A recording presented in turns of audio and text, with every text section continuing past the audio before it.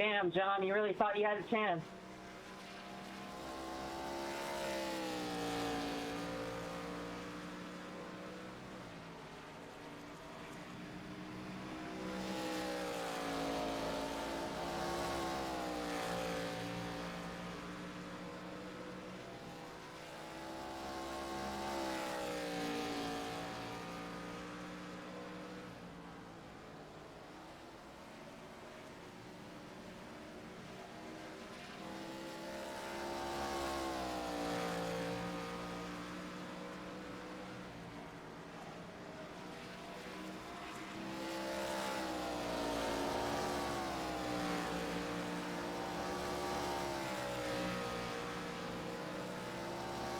Welcome, everybody.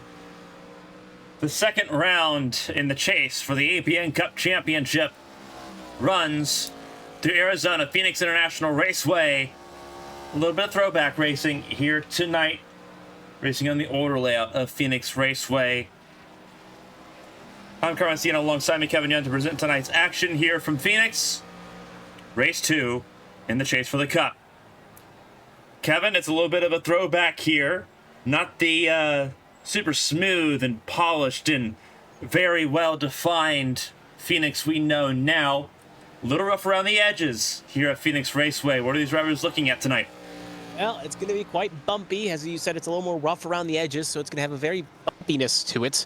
Other than that, though, it's kind of similar to what we've seen, except the other major thing is that there is a little bit harder, per se, to get around this track successfully, I guess you could say, with the bumpiness and that. But these drivers know how to activate this track. They know how to get through it quite well, and they should be able to kind of go through. And also, obviously, the dog leg not being grass instead of concrete is going to be one more thing to have to keep an eye on. So it's going to change the lines of these drivers, and they can't do what they do in a modern stock car and kind of go all the way down the wall, per se. Also, the start-finish line as well, being in a different place. A mile-long oval here. The actual lap length here at Phoenix has not changed. Just where everything's located as far as the start-finish line. Obviously, the grandstands have changed a little bit. A lot has changed outside the track, but inside still pretty similar in terms of layout here. Turns 1 and 2 going down. We're looking down towards turn 1 and 2 from the camera angle on your screen. In real life now, that's 3 and 4. We can see that as 3 and 4 tomorrow night for the Champ Car World Series finale.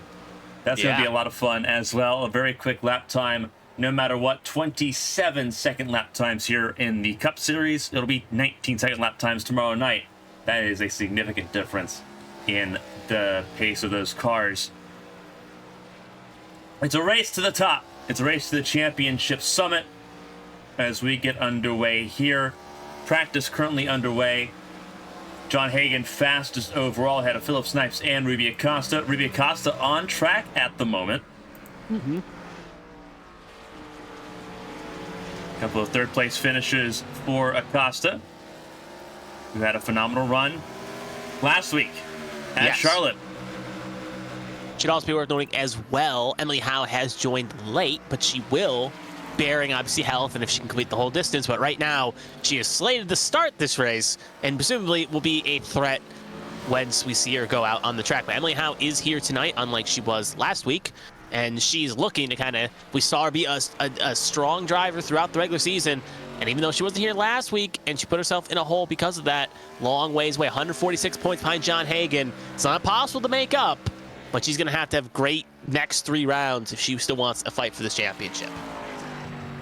Yeah, John Hagen currently leads the point standings after the first round of the chase. 5 points ahead of Lilac Sear, 6 points ahead of Christina Ryan, and 7 points ahead of Josh Gaiman.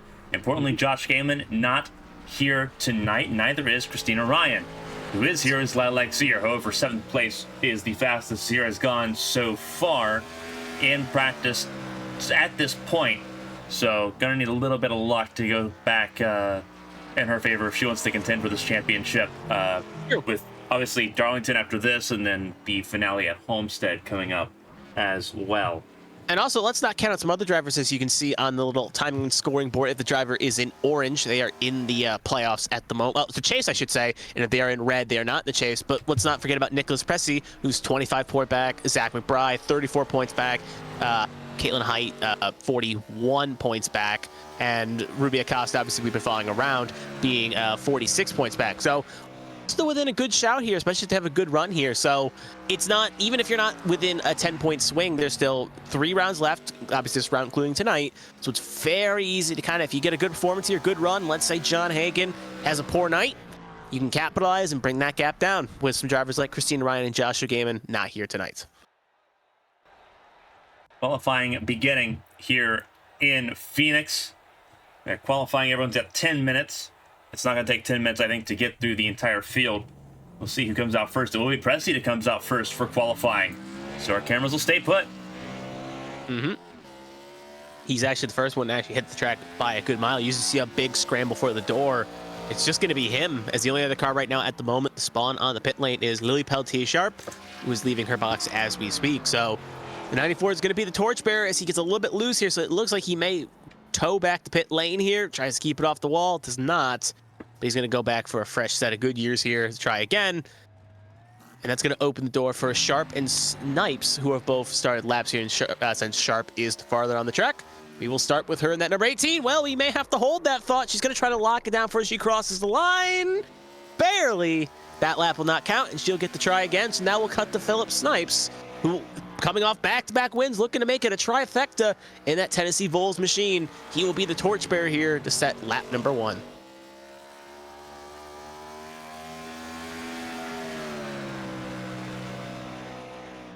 It's actually kind of impressive how Lil Pizzy Sharp there was able to back it down, get on the brakes just for across the line, because if she did, that would have been lap number 1, and she'd only had one more attempt, but luckily she'll still get both attempts for her troubles.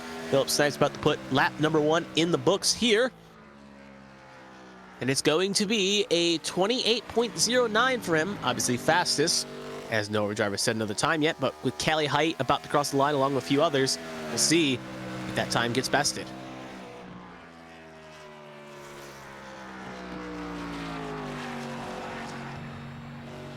Coming off 3 and 4 here, Philip Snipes looking for lap number 2. Can he improve on his times?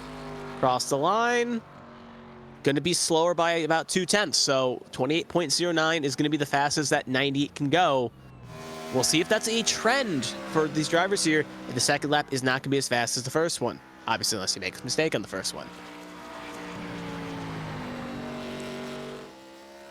Peltier-Sharp's first run in the books, we cut pivot to her, was a 28.15, sandwiched firmly between Callie Height and Ruby Acosta. Looking to try to break out of that little sandwich she's currently in to try to get into the front row. Her looks dialed in at the moment. Looks a little squirrely though. We'll see when she crosses the line. Any improvement? No improvement for her. That is still going to be P3 for that number 18 machine. Laxier is starting her, finishing her first lap right now. Only one on the track doing competitive runs at the moment.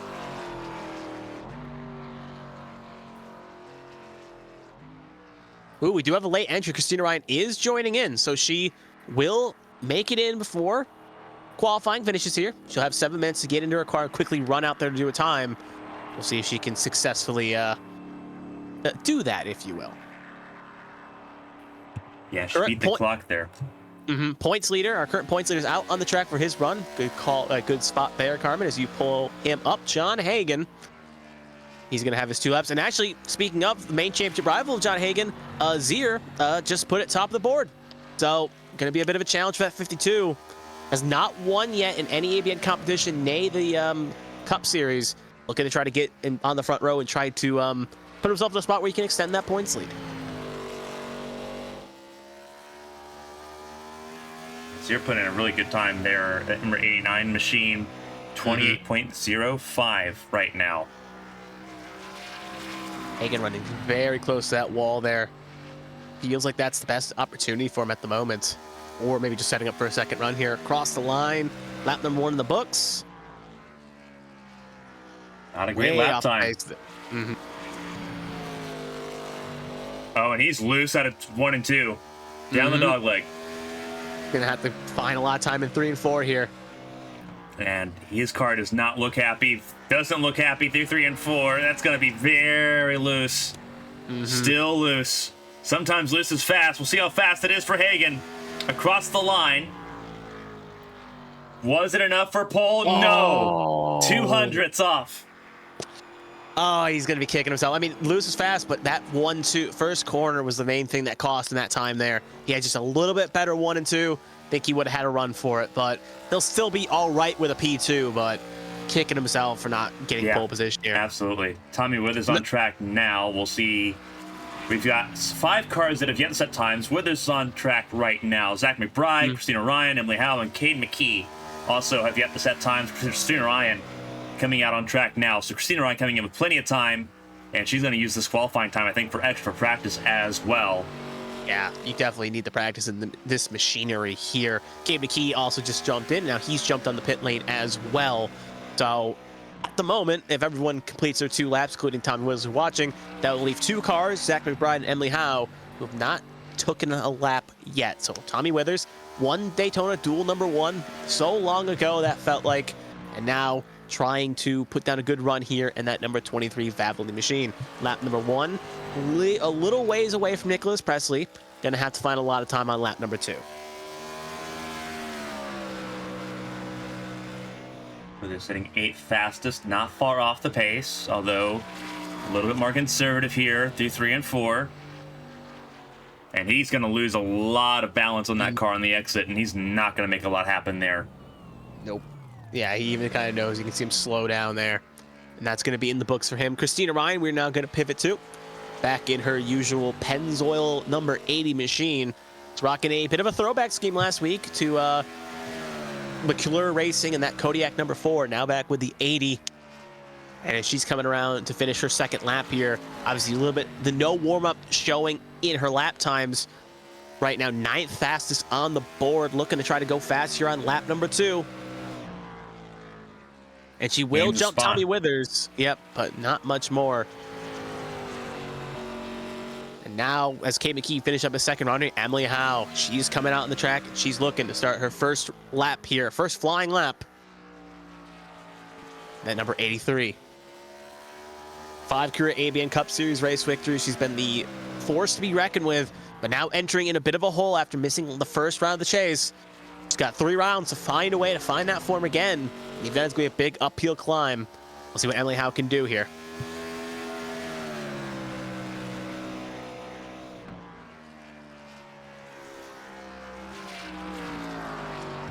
Alexier, provisional pole.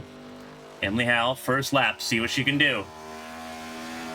Across the line, 1st lap down. 828.16. That is a little over a 10th shy of pole. Can Emily Howe take this from Alexier and take away the bonus point that comes with it? 2nd place. I mean, the 2nd run has not been the fastest for most drivers. We've seen a few make it work, like Hagen and Ryan, but majority have found their time on the 1st run and only the 1st run. So Emily Howe's gonna have to buck the trend here. She comes off the wall line with 1 lap here, cross the line, and it's only gonna be good enough for P4. 28.10 for her, just firmly between Philip Snipes and Ruby Acosta. But still, good run for that 83, and that gonna be everyone's run except for Zach McBride. Who's elected to start from the back of the field, Yeah, started back last week in last week's race, and now probably gonna do the same thing here. So that should be that for qualifying for the most part, with Zier and Hagen blocking up the front row.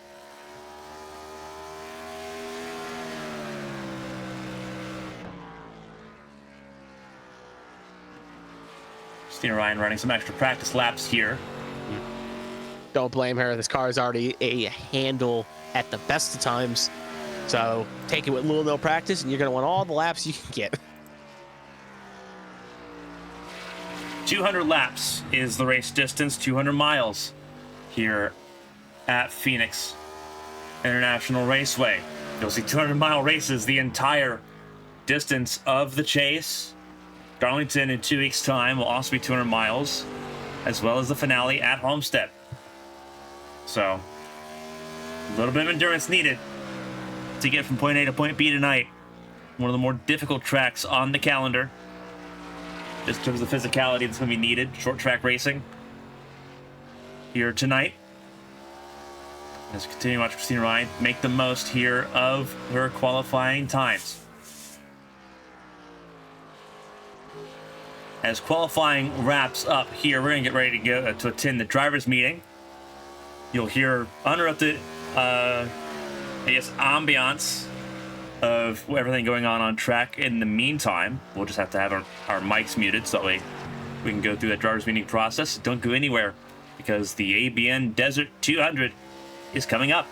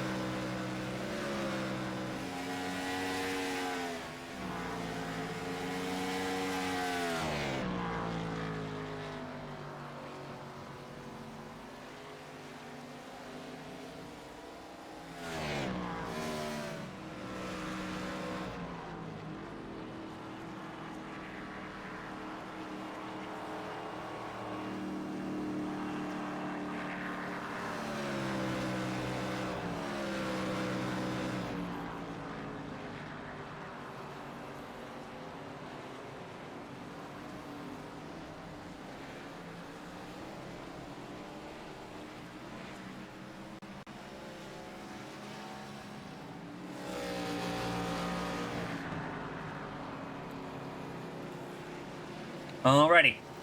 We've seen some of the action going on here in warm-up. Warm-up halfway over. Everyone has a 10-minute session to go through diagnostics and systems checks before we get underway. Again, a reminder for everyone tuning in that this is a 200-lap, 200-mile event here tonight. Nick Pressey currently top of the board in practice times here in final warm-up. Then it's Emily Howe, John Hagen, Cade McKee, Christina Ryan, Lilac Zira, and Lily Pelletier-Sharp. Top 7 of those that have set time so far.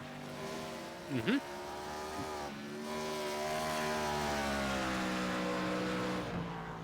Again, practice times aren't, I would say warm-up times aren't as indicative as we will see in practice times, as always a bit of a nature of the beast thing is some drivers elect not to run, or some drivers use this as an opportunity to tax pit lane entry and exit. So it's not always the best indicative of race pace, but it kind of can give you at least a little bit of a show, at least before the the start, I guess, who's got good short run pace, if you will. And it's kind of a good test, at least in the moment right now, with Nicholas Presley, Emily Howe, John Hagen, Cade McKee, and Philip Snipes, your top 5. But comments have been brought up, or at least worth noting in the iRacing chat, I should say, is that a lot of these cars are very close speed-wise, and we saw that provide some good racing last week. So it may be in Charlotte, you should say. So it should be quite interesting to just watch these next couple laps, this opening session and this whole race here, as Atlanta was competitively close, and with a lot of top cars kind of in that same bubble. It should be interesting to see how it all plays out as we see the 94 coming down the pit lane here, practicing his pit road entry for a second. Acosta going top of the board here in final warm-up. Not a bad result there for the 40 cars so far. Mm-hmm. This will probably be a very strategic race, I think, in terms of how this race will play out. Yeah, I wouldn't doubt that. Different lines being run here. Acosta letting Callie Height go for a spin in front of Emily Howe.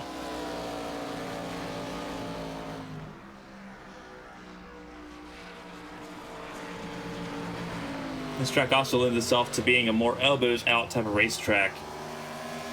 So we may see a little bit more physicality. Well, a little bit similar to what we saw last week at Charlotte, but just a little bit more, a little bit more intentional instead of cars just moving around there.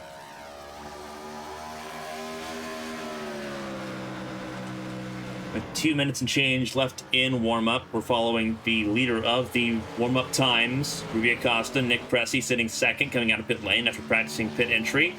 Emily Howe in third. John Hagen on pit lane, and it's Cade McKee, top 5. Snipes, Ryan, Zier, Pelletier-Sharp, and Withers, top 10. Height and McBride have yet to set a time in this session.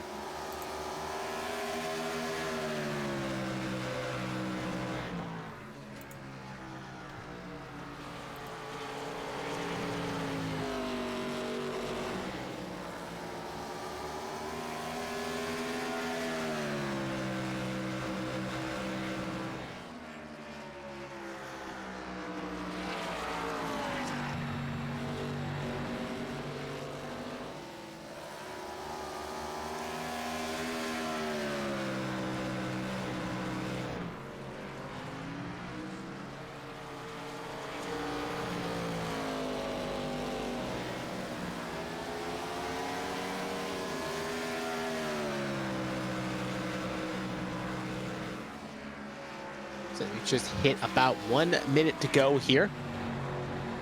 Again, last minute checks warm-ups for us in the booth, and along with the drivers in question for 200 laps. Make sure you got your water ready. You got to badly better do it quick, because we're going to get a lot of good flag running here in about 40 seconds and some change.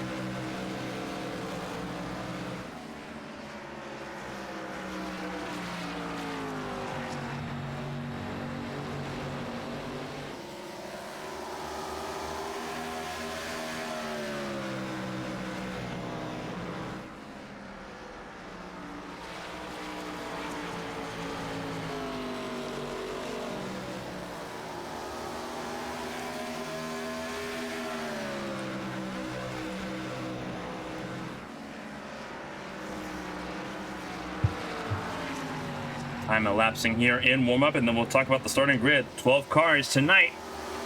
Most of them fighting for a championship ambition. Race 2 and chase for the ABN Cup coming up.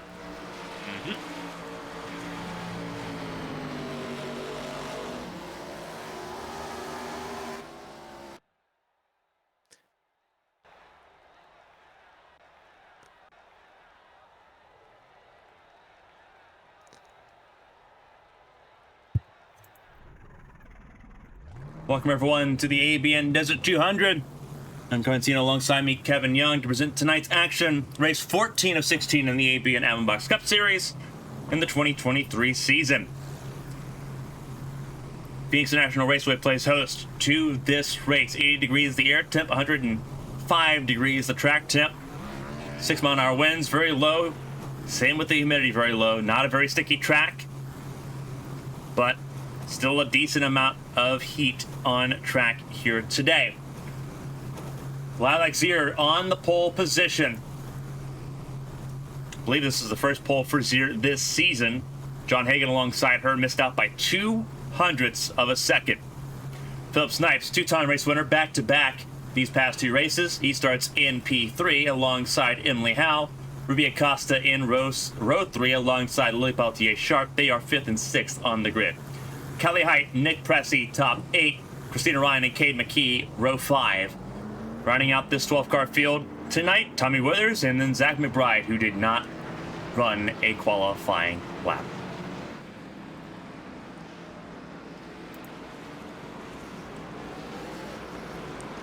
That's how the field runs. Now, just to answer your question, Carmen, you were pondering it. This is Zier's first pole position here in the AdminBoxx Cup Series.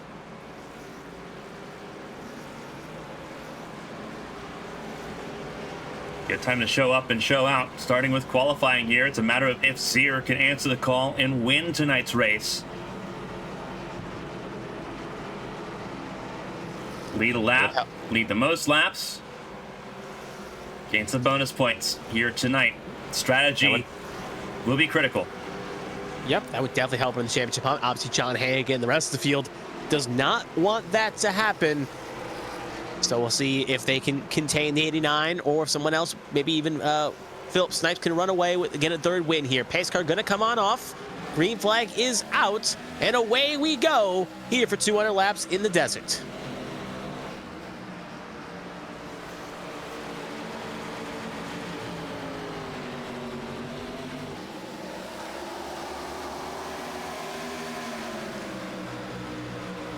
Everyone gets through the first couple corners there cleanly. You see the jostling position has begun for P2 here as Emily Howe trying to take off where she was 2 weeks ago. Sorry, 4 weeks ago, I should say. As she's going to try to muscle her way around the 89 as lap number 1 is in the books, and John Hagen leads the first lap.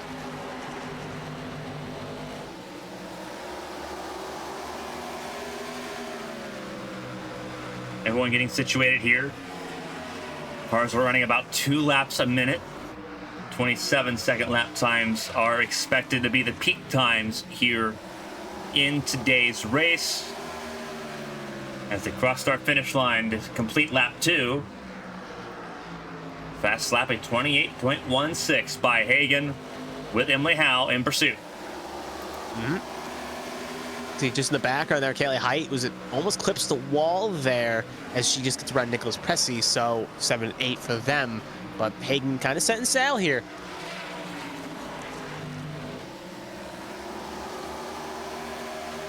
We know, again, John Hagen, obviously, he kind of joked in the pre-race when he saw Emily Howe's name pop coming into the session, kind of had a little bit of a oh no moment, knowing that that A3 has been a bit of a thorn in his side, if you will, as she's been quite strong and have kind of denied that 52 a chance at victory on multiple occasions. The thing is with Hagen as well, Hagen has been looking for a first win on ABN television for a long time, whether it's been in this series or the HL Cup Series. He's always been denied a chance at victory lane. He was looking at today's race as potential opportunity. Obviously now that is in jeopardy as Emily Howe shadows him here. Emily Howe did not practice for this race, has been sick. That's the whole reason that she missed the race last week at Charlotte was because of illness. Still trying to get over that illness. And so far, keeping pace with the race leader and the current championship leader in John Hagen. But there's Lilac Zier running through turns 1 and 2 pretty strongly so far. Yeah. She's holding her own. Most of the field is holding their own at the moment. Not allowing really one major car to pull away, so everyone's kind of within their own little bubbles, if you will, with a car a little bit ahead and a little bit behind. No one really in major passing opportunities. But right now, at least early on, it looks like it could be a race strategy here, because that's how you're going to try to be able to break up this monotony of situation. But just in the background there, you see Philip Snipes make a move on Zier in question. That 98 machine, that bright orange one, will get clear of the 89. So Philip Snipes right now up the P3. Saw an opportunity to make a lunge, and he takes it, and will try to now get a little bit of some buffer room from that 89.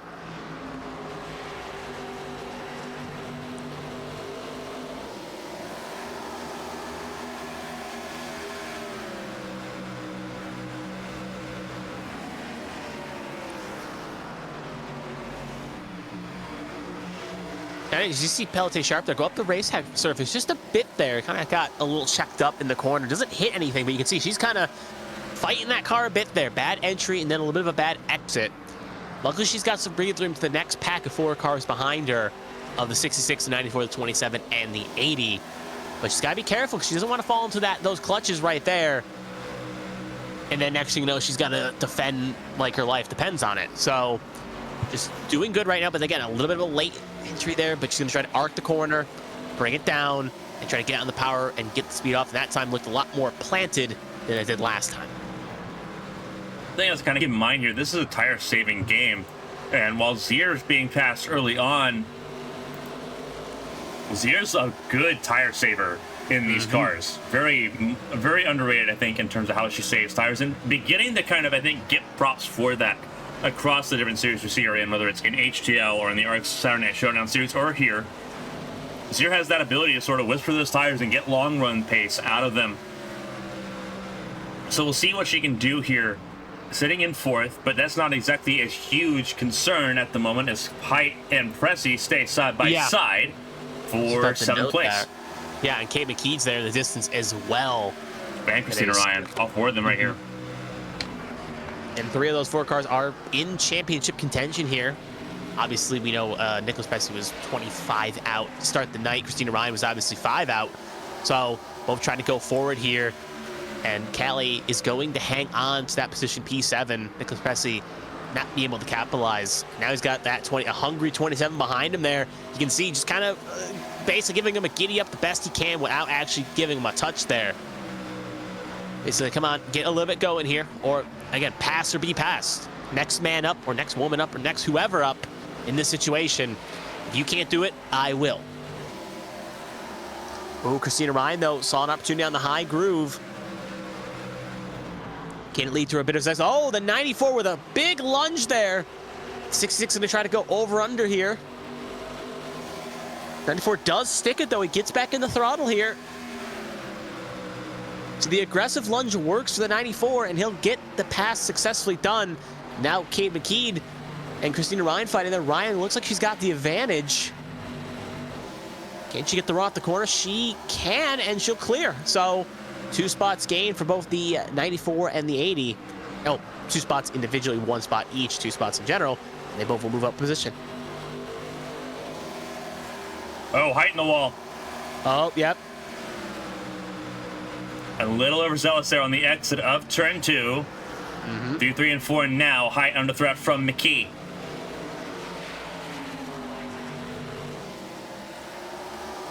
$15 laps completed, and Height loose once again. Now battling a lot of oversteer in that 66 car. Almost took out that 27. Luckily, just enough distance the 27 didn't get hooked with. So luckily, again, we stay green here because of that. 27 will get clear of the 66, and the 66 kind of just hoping for a reprieve here. You saw like the whole lap and a half there.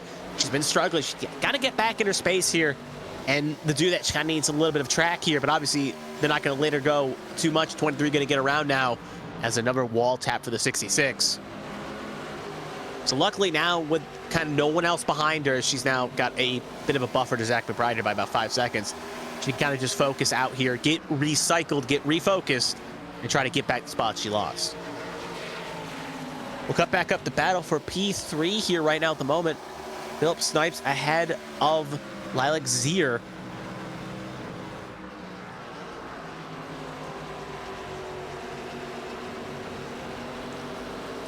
I know I said this on a previous broadcast, but every time I look at that full scheme of the 98, I'm always reminded of that Huggies orange scheme in the old NASCAR Chase with the Cup games. But regardless, he's holding P3 down at the moment.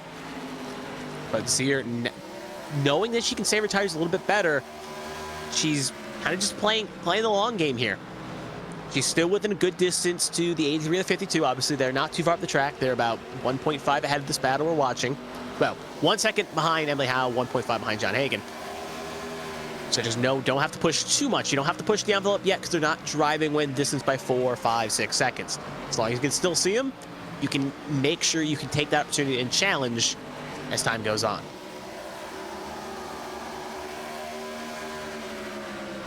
Don't be forced into a position you're not comfortable with if you don't have to.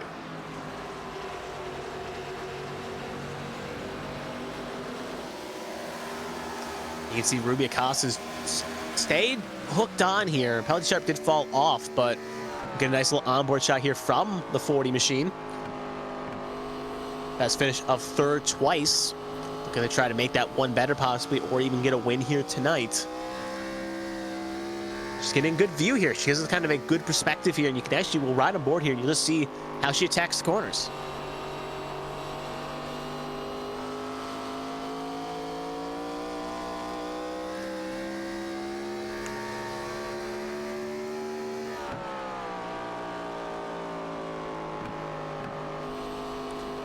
They also bring up the miles per hour and the gear she's in. Obviously a 4-gear car, not the current Cup cars that go 5 gears. It'll give you a good indicator here that she doesn't. She slows down for the corners, but she never drops it out of 4th gear. Stays in 4th, gets the car just about 100 mile mph, and it gets back on the throttle when she's in the middle of the corner. One thing you'll notice a big difference between some of our stock car content and what we're seeing tonight. Obviously for like HTL and for the RX8 Square Cup Series, you're going to see them shift between the 5th gear and 4th gear in those Gen 7 cars. Your whole objective in this car is to stay in 4th gear as best you can and just try to manage your revs. And that's what we're seeing right now, as you see all the top 5 still in a line right here, pretty close together still after 22 laps.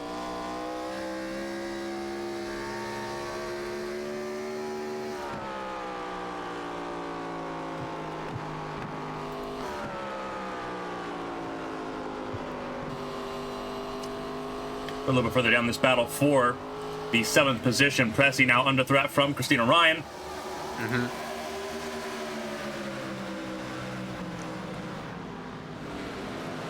Christina Ryan obviously even trying to reel up to that 6th position there, as obviously Sharp is 2 up the road from this battle we're currently watching, and obviously another 2 seconds up is that top 5. So obviously Christina Ryan not having much laps, kind of getting used to this as she goes. But obviously getting an extra position here, but 94 not making it easy here, staying close to the side. They're still side by side, but the 80 should get the run here and be able to complete the pass going into 1. Yeah, should get a good clear. That 94 gets a little bit loose and we'll box it down. 27 has to check up just a little bit. And the 80, Christina Ryan up the 7th position. Now going to try to make up that big gap to P6 and the 18.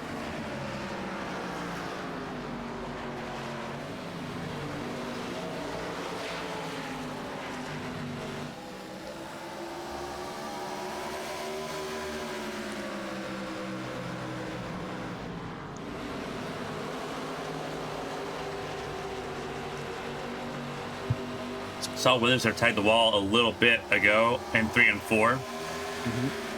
But staying pretty well in this battle here, as Ryan's now trying to, as you mentioned, try to claw that gap back in. The gap is 3.1 between Ryan and Pelletier Sharp up ahead. Yeah. It's something that it'd be easier to have. You have a caution, try to reel it up. Obviously, stage break something. Obviously, no stage breaks, no cautions unless two cars wreck. So it's going to be a lot of driving that Hayden's going to have to do to make that up.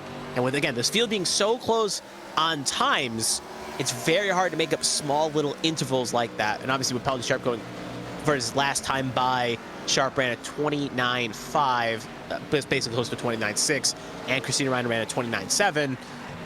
It's not going to be the easiest task in the world. But again, even if she was running her best laps, it's still minuscule. Like, she'll have to chip away at slowly, slowly, slowly.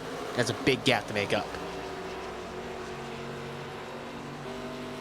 Nicholas Presley's actually now fighting Tommy Withers in a battle right there. You just saw, as we had a back perspective, now a camera cut to it. Nicholas Presley, I keep dogging him every week, it seems like, but he really struggles with long-run pace, it seems. Keeping those tires under him, that 94 machine. And right now, obviously, got passed by a couple cars here, just hoping the pit stop window opens up soon for that 94 so he can get on some fresh rubber, probably in his mind. So Snipe here struggling to hold on to Hagen and Emily Howe. But doing his best to try right now. As he sits in third place, he's had 100% win rate these past couple weeks. 100% podium rate regardless. Trying to extend that streak out a little bit. Sitting in the third position. A second and about a quarter off of Emily Howe. Again, a lot of gap management right now between Howe and Hagen at the front of the field. As laps tick away now. Approaching lap 30. Yeah. Last time by, there was a very quick lap for Emily Howe that you saw. She gained 0.2 on John Hagen there. Next lap, but now this time they kind of stabilized the gap. They're both running at 29.58. Philip Snipes actually went the fastest out of the 3 cars in shot. Actually, 4 cars included if you include Zier in that case. 29.55 for his troubles. So they're all running low 5s, high 6s at the moment.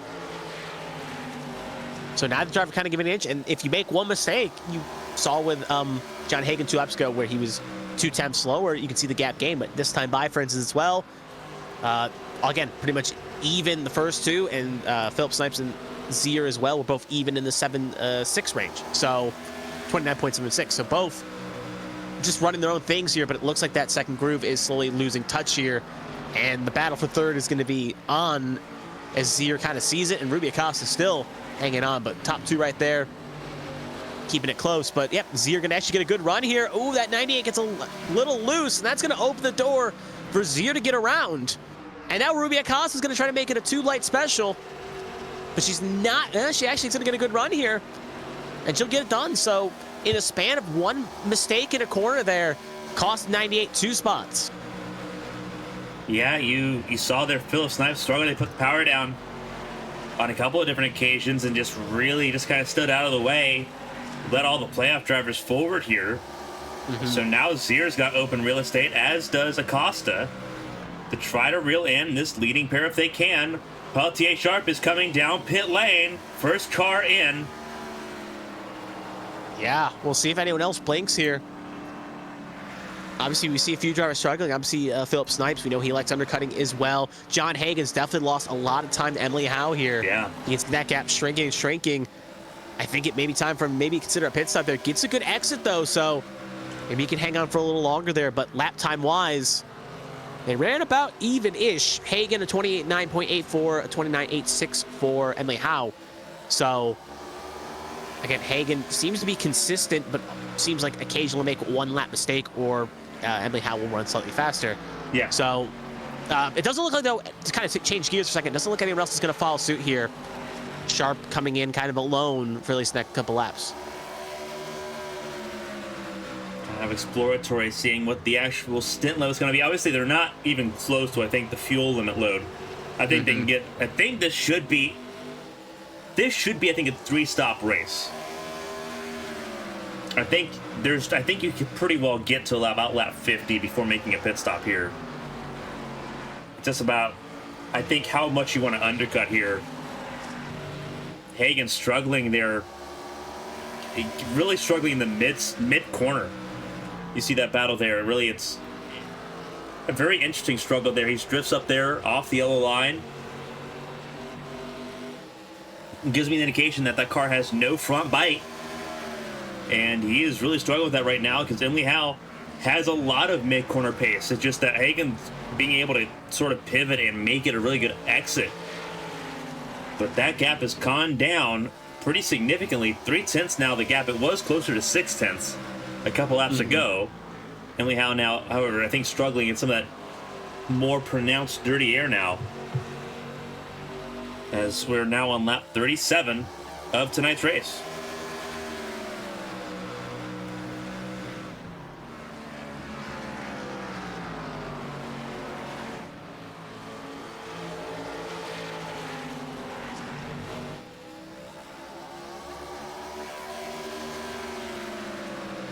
As battle continues to rage here.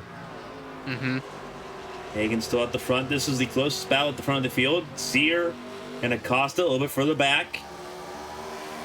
It's a little bit wider of a margin, and then about a gap between Ryan McKee's pretty close as well.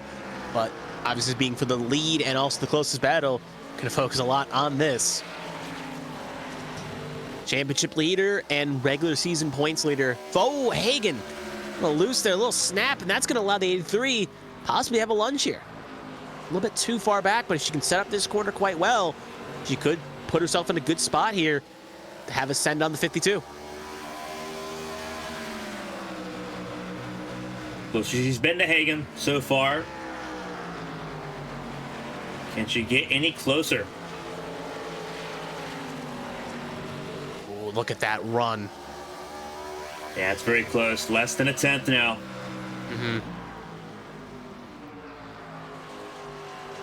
How bad does she want it? Or in the same regard, obviously since it's still early, does she think she doesn't need to force it here?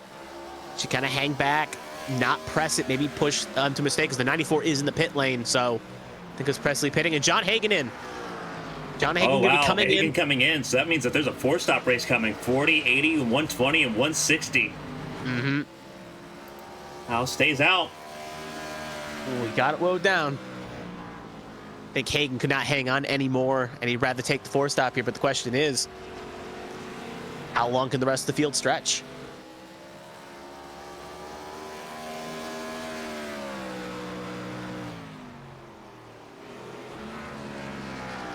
Now, another question, I guess, is in turn, is Emily Howe try to cover off here? If she knows she can't make an extra, has to make those pit stops anyway, does she go long?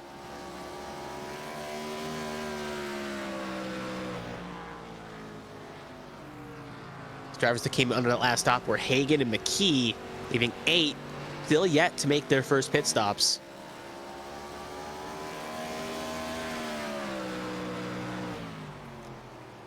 Oh, John Hagen just came out in the battle between Zier and Acosta. Sandwiched right in between them. I mean, that's going to slow him down just a little bit, trying to use those fresh tires to get through. Like when I was watching about with Hagen there, Acosta was trying to hit the dog leg, and Hagen happened to be there. And that was a very, very important question early on. That was asked in the driver's meeting. Where do you go if you're leaving pit lane? The answer is stay on the dog leg. That's what Hagen did. Now he's trying to set sail here. Zier is coming in, I think this time by. But I just looked a little bit back. Pressy and the 66 of height got a little incident when I think the 94 was coming out or was already out of pit lane, but Zier going to come on in. Ooh, that thing gets a little woed back. 66 got, they basically went in the one, and yeah, just pull it up here. Let the video show. 94 has the fresh tires. 66 kind of comes up the race surface. It looks like 94 comes down, and 66 goes around.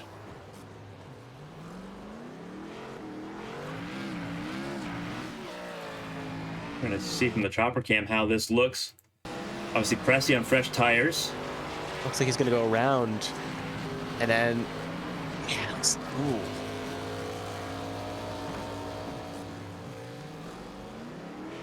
I think the 94 may have thought he had the better run off the corner there than he did. Thought he could have got clear. Obviously, 66 not going to be too thrilled with that as that's taking her way behind the 8 ball. Zier and Withers both coming on in, leaving 6 cars that have not made their final pit stop. Well, not final pit stops, first pit stops, I should say, of the race. And Tommy Withers has pulled it behind the wall. He has called it a day, leaving us with 11 cars still running.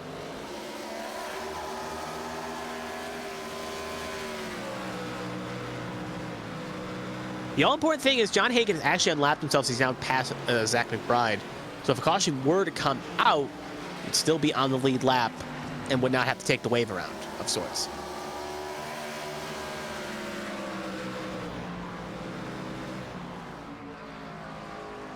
Inley House staying long, trying to really shave out a pit stop of this range.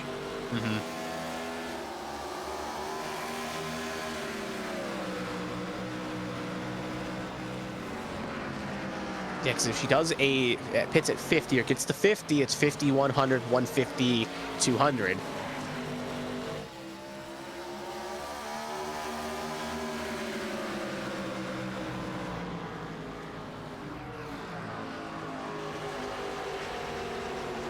Kelly Hyatt race going from bad to worse. About to go a lap down here. To Emily Howe. There's Pelletier Sharp, who's made a pit stop already. Also getting by on fresh tires. Yeah. And with how this looks right now, Pelletier Sharp made a severe undercut in this. Pelletier Sharp came down on lap 32, but has gained a lot of time and a lot of spots in this. Ahead of Zier and Acosta.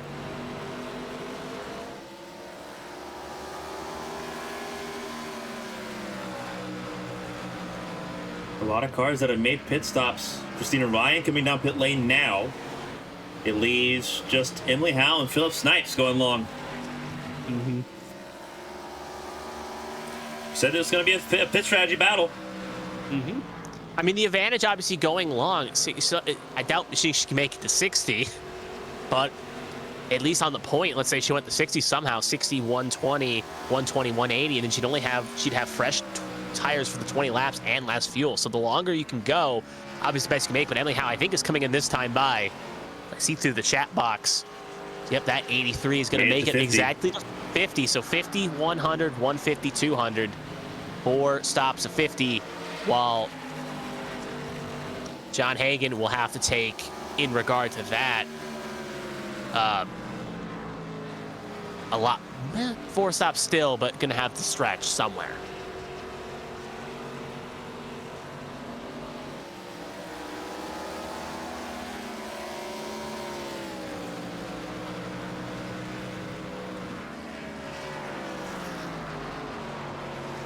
Again, Philip Snipes then coming in this time by. So he's going to go an extra lap here. But now both Snipes and Emily Howe safe on a 3-stop strategy call. Yes. John Hagen will inherit the race lead. But now we have entered the marathon portion of this race. Pretty handily.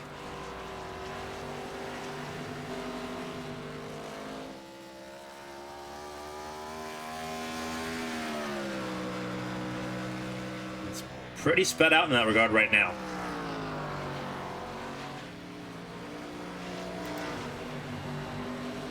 Yeah, everyone's in their own situation. You can just see, again, with Hagen going long, how much of a gap he was able to put on Emily Howe. Even Pelletier Sharp, who pitted early, was able to get that undercut to put her in second. Now, obviously, the disadvantage is obviously tires are going to fall off a lot more aggressively and going to make it easier for Zier, Howe to go longer. But yeah, right now we're keeping an eye on the situation here with Ruby Acosta, Cade McKeed here. They are battling for 5th position. Kelly Haidt is 1 down ahead that pink car, so not for position in this battle. Ruby Acosta going to try to get around here, get a good run off Apex a corner. Going to put those fresher tires to work. Cannot finish it yet, but she should be able to get it going into 1.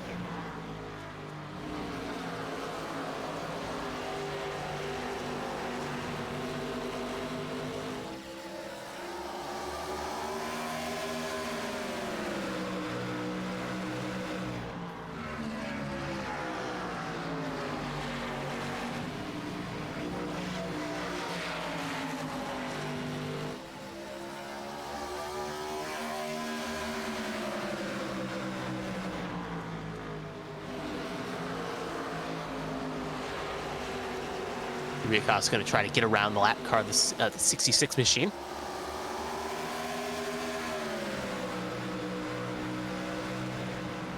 Next car up the road for Rubiakow's would be 10 seconds to Emily Howe. Not 10 seconds, 5 seconds to Emily Howe. Emily Howe's 10 seconds away from John Hagen. Yeah. Looks like Christina Ryan and Philip Snipes are having a battle. I think Ryan's going to allow Snipes to go around here. Kind of Ryan's running her own race here. Obviously knowing different strategies here. She's going to kind of let that 98 go here, kind of lead the charge. He doesn't want to press the issue, currently in 8th position. And end up maybe wrecking both of them while fighting.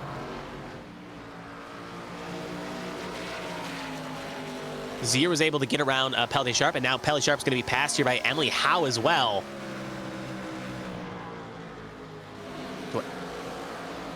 John Hagen, again, going to have to last a while here in that front line as he is losing time slowly to Zier and Howe, but that bleed is going to become bigger and bigger and bigger as the laps go on.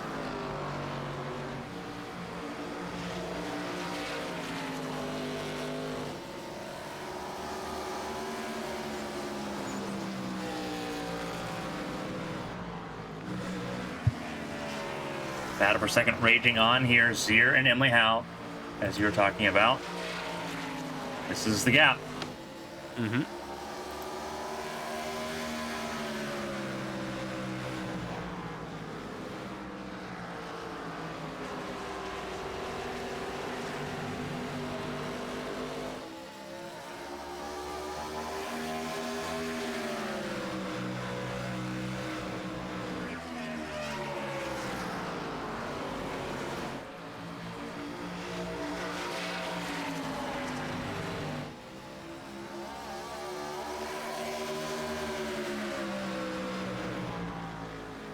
Looks like Emily Howe going to get a good lunge here again.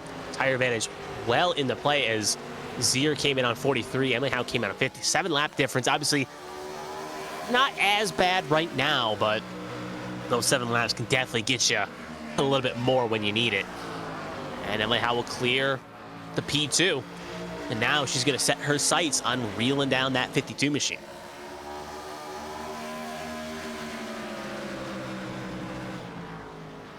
But at least looking at the numbers right now, we know that 52 machine is going to probably have to pit.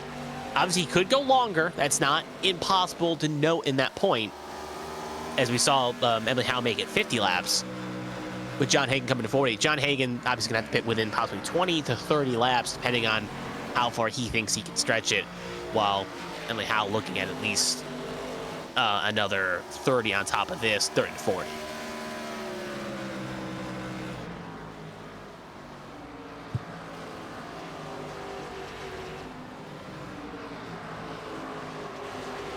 For the back of this battle for 4th place, Acosta chasing down Pelletier Sharp with Zach McBride in the middle.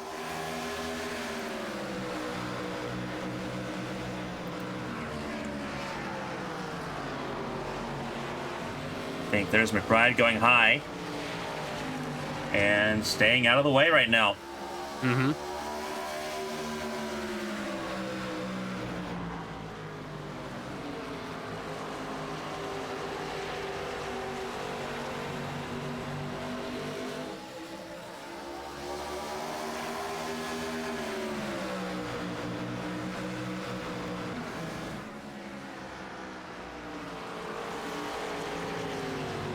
Sharp really feeling that wear.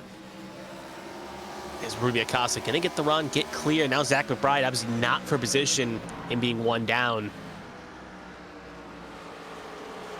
Just looking not to be a ping pong there.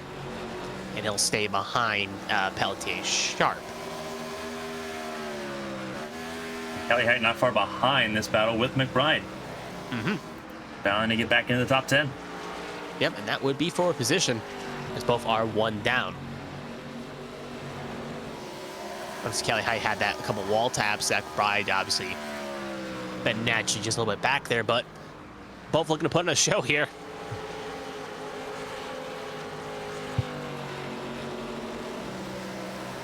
Ooh, looks like McBride's actually going to try to make a pass here to put a buffer car between the two of them.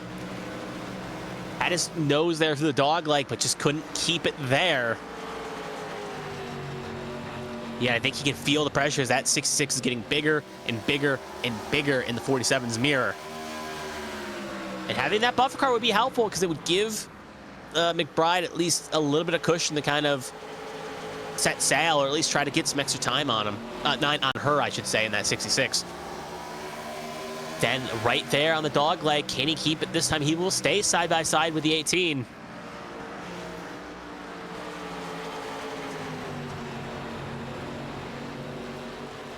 Oh, but look how fast Callie Height is right now. She's kind of just having her run through those corners. And only 2-lap different tires as well. Mm-hmm. But now Height right stuck behind Peltier Sharp.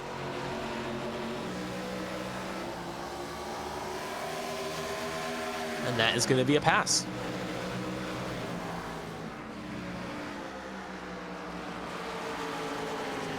Now the question is, what can the 6.6 do to get around the 18? Oh, you can see right there, she wanted to put a fender there, but just couldn't get the run she needed. Will she send it in the one? She's got to be careful, and she does turn Peltier Sharp. Gave her a little bump, and that will trigger a caution. So Iverson caution is called here. Obviously, Sharp not probably too thrilled with that, as she was just running her line. Callie gave her a little tap, and round 1 to 18.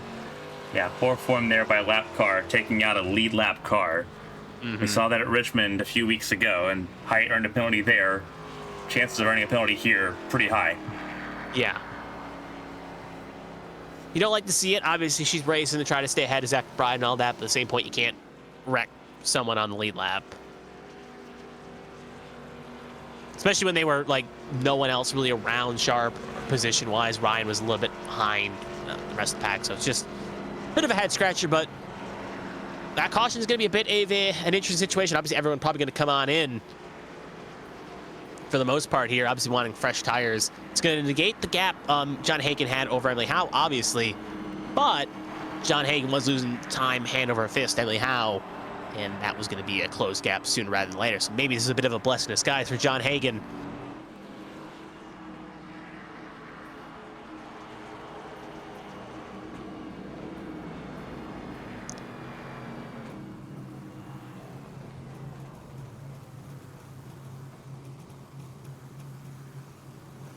Just running math in my head here. Even with this pit stop, it should be a 2-stop for both cars here. We can see Emily Howe takes a gamble, a strategy here. John Hagen actually got busted for speeding. So John Hagen gonna get held here for speeding.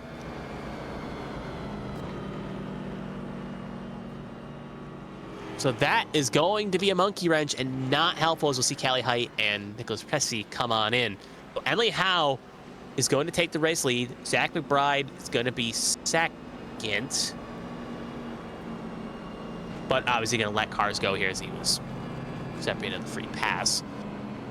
So Ruby Acosta, Kay McKee, so on and so forth. But in championship fights, especially with how close of a chase this is, you don't want to make mistakes like that. And John Hagen just made a bit of a blunder. Now, luckily, under a yellow flag, so it's not end of world. He can easily make this time up and be okay, but he's now going to be starting P9 and going to have to try to chase his way back up.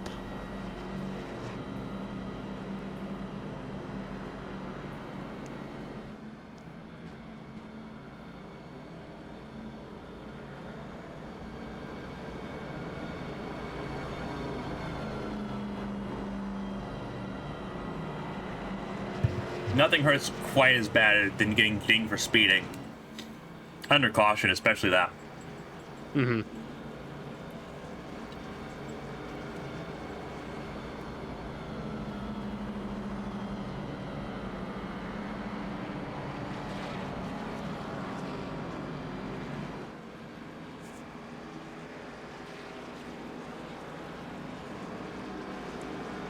One to green here at Phoenix for the first caution of the race. First caution coming out after Cali Heights spun Lily Peltier sharp.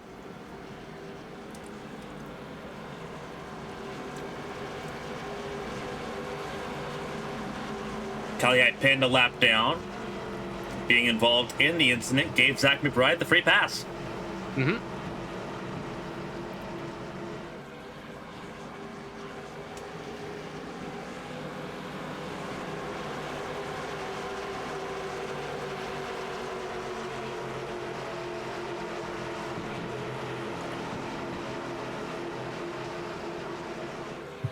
So a good opportunity for a couple drivers to make points with a leader having a mistake. Pace car gonna come, points would have a mistake. Pace car gonna come on in, away we go. I mean, how it gets a good launch there. Ruby Acosta gets a little squirrely, but they'll all successfully navigate into one here.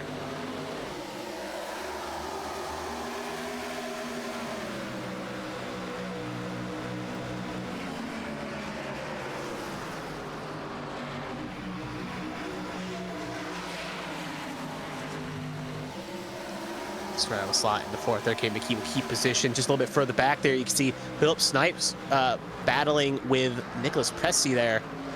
Ooh, that's gonna be John Hagan trying to stick it in there. John Hagan found the open hole as 98 kind of went up the road a little, trying to not hit the 94. Now Hagan up a spot. Hagan have to make quick work quickly. Get back to where he was.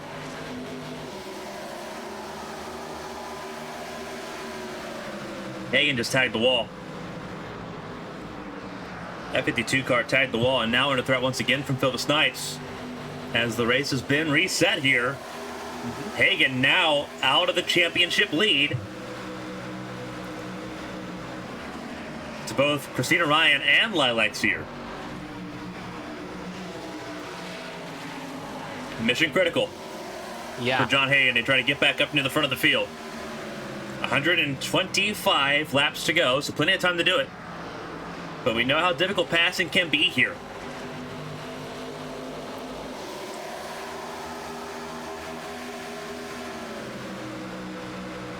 Not an enviable situation. No. But championship moments are made of these. You've seen in championship hunts before in the past and present of most racing series is a driver makes a mistake. How can they basically overcome the adversity they face? And Hagan almost to the back of Pressey. This is going to be his test.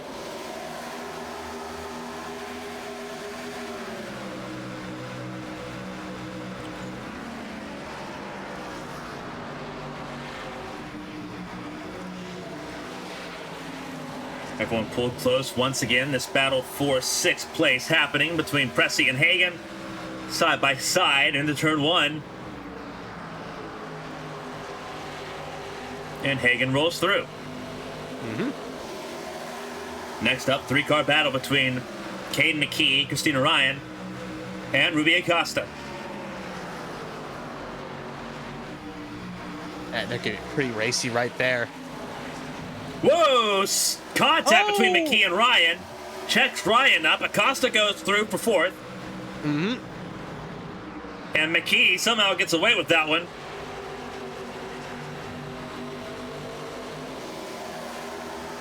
Unlike what happened to draw the first caution, Christina Ryan not trying to draw the contact and giving McKee a chance to save it. Yeah.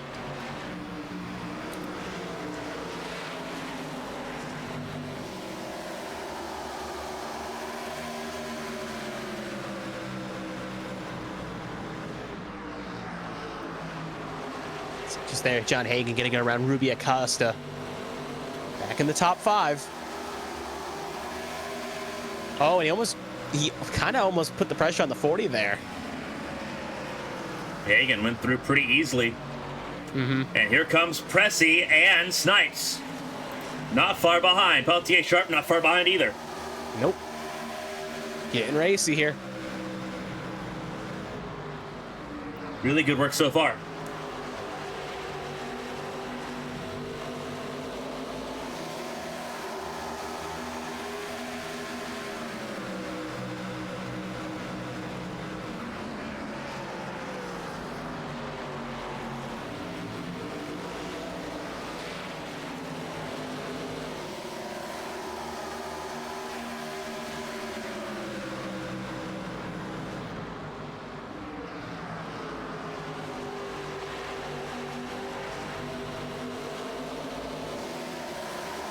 See this, that big train right there. Big gaggle of cars. Third. That's basically third all the way to about P8 as we're seeing the battle here for P7 right now. Ooh, The snipes in the wall. Yeah. And that's going to open the door. Pelletier Sharp possibly sneak on through here. Yeah, Pelletier Sharp got a little bit loose there too. Mm-hmm.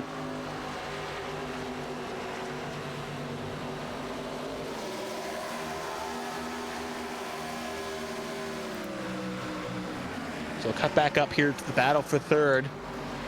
As Cade McKean is holding off all challengers at the moment, but got an ABN World Champion behind, current points leader, and Ruby Acosta's had probably some great accomplishments in other series, but all three strong drivers can be doing a good challenge right now. But you can see a bit of frustration forming as they're seeing Zier and How drive it away. Gap's now 2.5, going to be up to possibly 3 seconds here.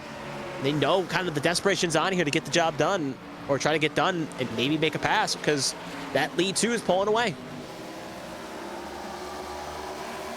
Ooh, Christina Wine almost in the wall. That's going to open door for Hagen. Hagen, let's see how he takes it here. Still side by side. Ryan going to get the better run off the dog leg here, but Hagen going to, how aggressive will he send it?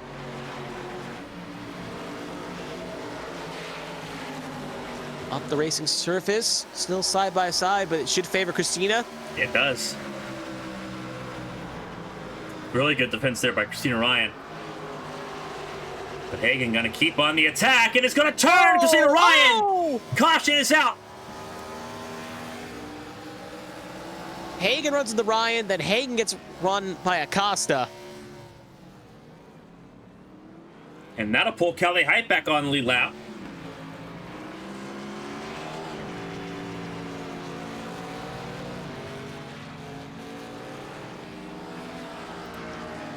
It makes me wonder, because we saw that 52 take flight a little bit with that rear end. How much damage does Hagen have in comparison? Because I know Ryan got it light.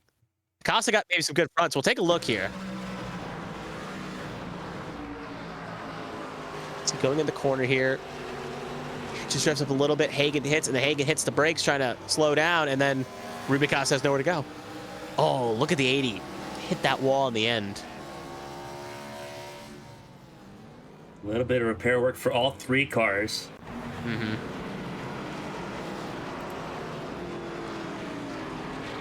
And everyone's going to come down pit lane here. Kelly Height will get the free pass. Mm-hmm.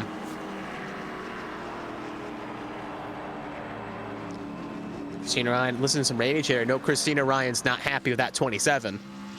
Thinking that she was held up a bit. So we'll see if any tempers flare there. Hopefully they keep their heads cool here. Have to keep an eye on that.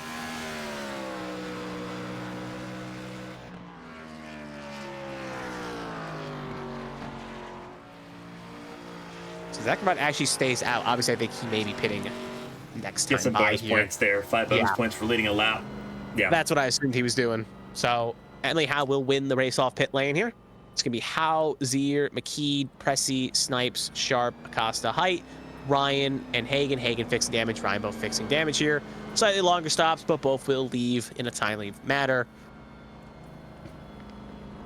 And this is a good opportunity for Zier, because right now, they kind of don't have per se updated standings, but it's worth noting at the very least, coming into tonight, not Emily Howe, but coming into tonight, the standings favored John Hagen. Yeah, John Hagen. Sorry, John Hagen. I was just updating my points bar. I was setting something else. So yeah, John Hagen was 5 clear of Zier. Christina Ryan was 6 back. Josh Gaiman was 7 back. Nicholas Presley was 25 back. And Emily Howe was 146. So right now, though, with Christina Ryan, obviously currently right now in P9, John Hagen slotted in P11, coming back down again here. Looks like they maybe fix up some extra damage here. Currently P11. Josh Gaiman not here, obviously. And Zach McBride currently repitting there. Actually, he didn't even pit, so it looks like he's staying out. But worth noting at the very least, the main rivals of Zier in question are all having kind of poor nights. So this is a good opportunity for Zier if she can keep, obviously still a long way to go from like about 10 laps to go to halfway and 100 laps to go to the finish. So anything can change. But right now, it's at least looking good in the 89's camp, with a lot of her main rivals in the championship having a bit of trouble, as now the 47 will come in and give the lead to the 83.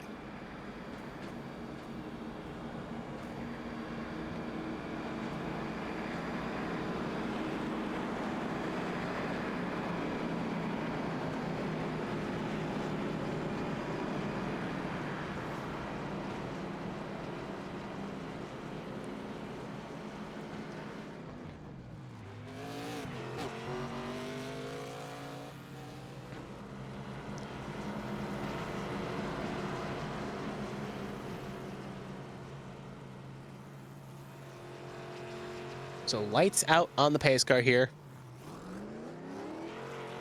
Bride will get rolling here, leave his box.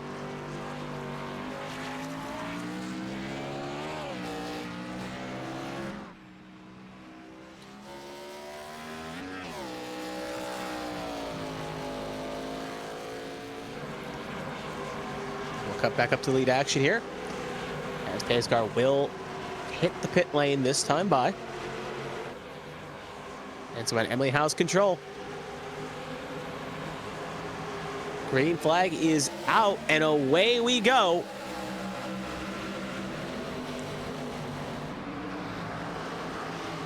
So you're going to get the good run here in a 1. She'll take the lead. Emily Howe, they're going to have a 94 on her outside and possibly a 27 on her inside. Oh, trouble! Peltier, John, Sharp, oh, Hagen, and I believe Kelly Heiderman as well.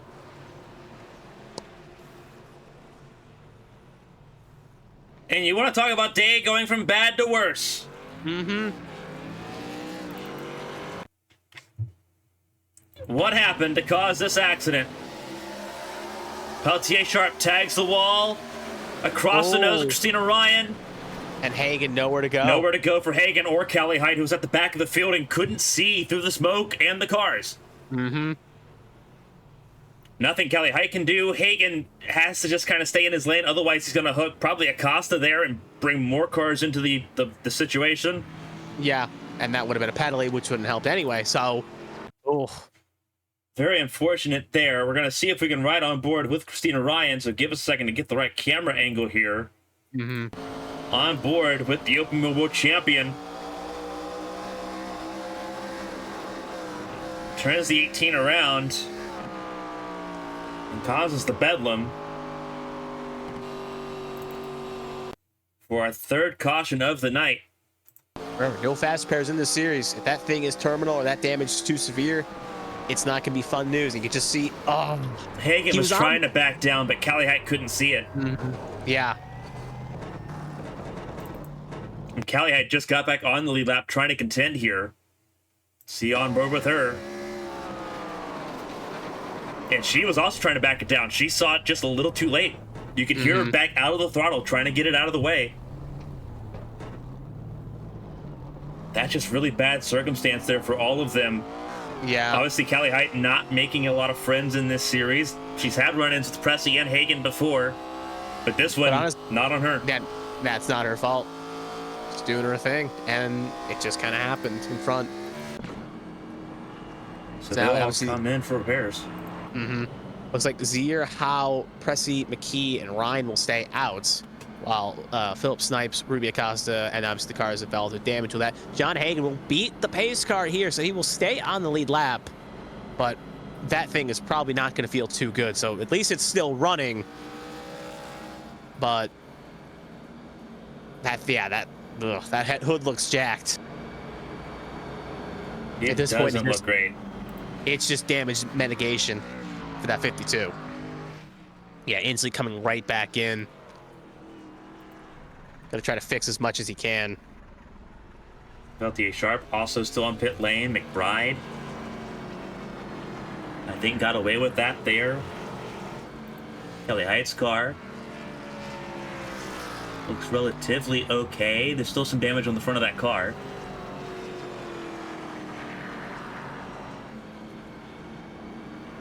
It's going to make it stick here. Mm-hmm. As we approach lap 95.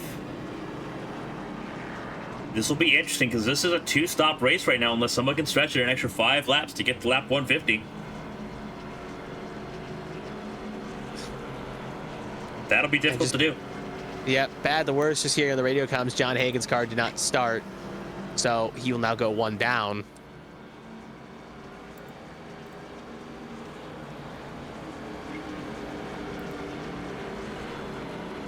When it rains, it pours, they would say, and you feel for him.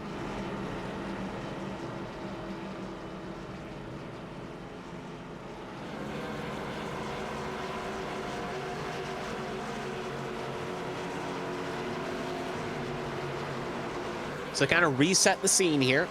We got Zier, Howe, Presley McKee, Ryan, Height, Acosta, Snipes. That's going to be your first top 8. John Hagan, Zach Bride still running, both one down. Penalty Sharp still in pit lane. Tommy Withers out of this race. Pace car going to pull on in. Green flag is out, and away we go here on lap 96. Now the question is, what does the strategies look like here?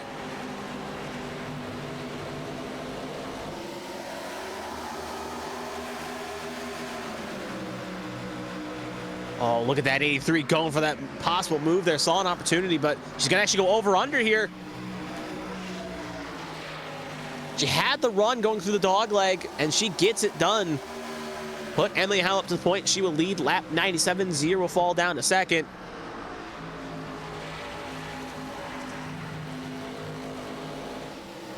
As you can see, just in the background there, getting racy. Christina Ryan, Callie Height, Cade McKeed, and Nicholas Presley all fighting there. 3 through 6 with Ruby Acosta there in 7th.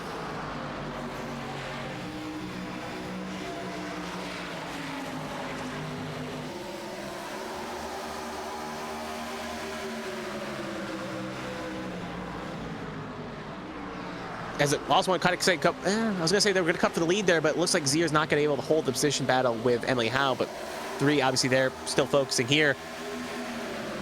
Christina Ryan going to try to maybe get quickly around Kate McKeed here, knowing had a bit of a 4 to the side last run there. We'll see how it plays out here. Ryan should get the run off corner, but Keed going to outrun the corner here. But Ryan not going away.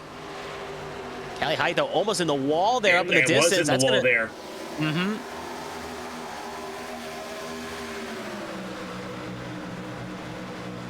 Oh, Christina Ryan. And she got Ruby Acosta behind. We know this is what kind of caused the last Kegel peg to go off here. We'll see what happens there. You can see Ruby Acosta trying to make a move on Callie Heights.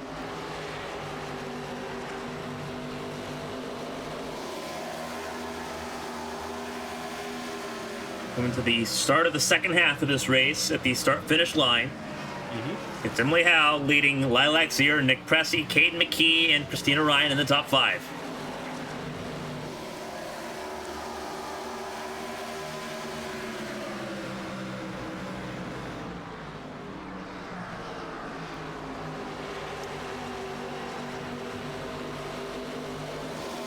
You know, Kelly Wright's got a fast 66. It's just that he's made some mistakes in corners. We'll see what she can do here.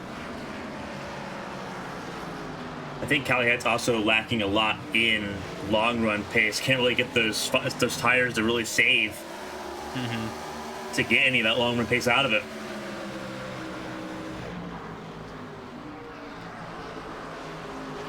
Of course, Callie Height not expected to make either of the last 2 races in this season. Darlington in 2 weeks and season finale in 3 weeks' time.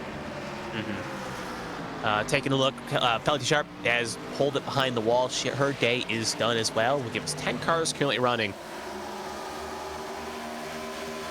As the Queen's size machines are trying to get around the 80 here. Yeah, Christina has to focus more on the mirror other than the front of that car, and that car got really loose out of turn 2. And make that a 2-for-1 special. A loss there for Christina Ryan from 5th to 7th. Yeah, Queen's Designs will take advantage of that one tenfold and Wolf gain a spot. Now we'll cut back up to the battle for the last podium spot here. Nicholas Presley holding it down, but Cade McKeed coming with a head of steam here, looking to try to get back in that podium where he was before the last caution.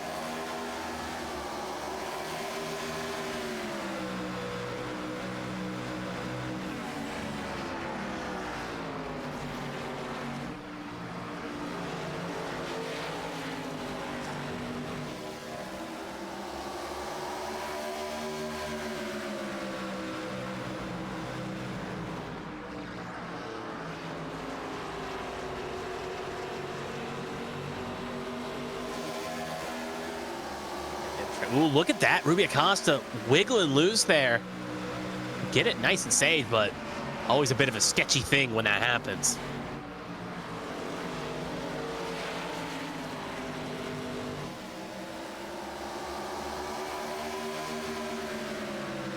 Looks like maybe Ruby Acosta's going to get a run on a little bit too far back to make that happen. But top two has really checked away from this battle for third here as they are back 3 seconds ahead of the 94.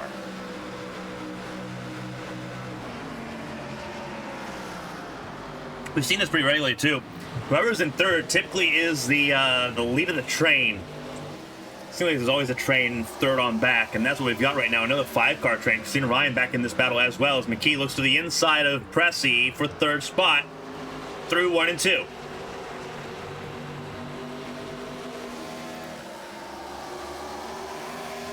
Pull up the track map. It's a good indicator here.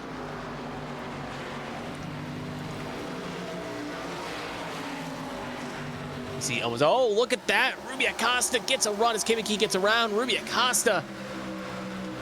You don't want to wreck your teammate here, but she thinks she's got the faster car between the two teammates.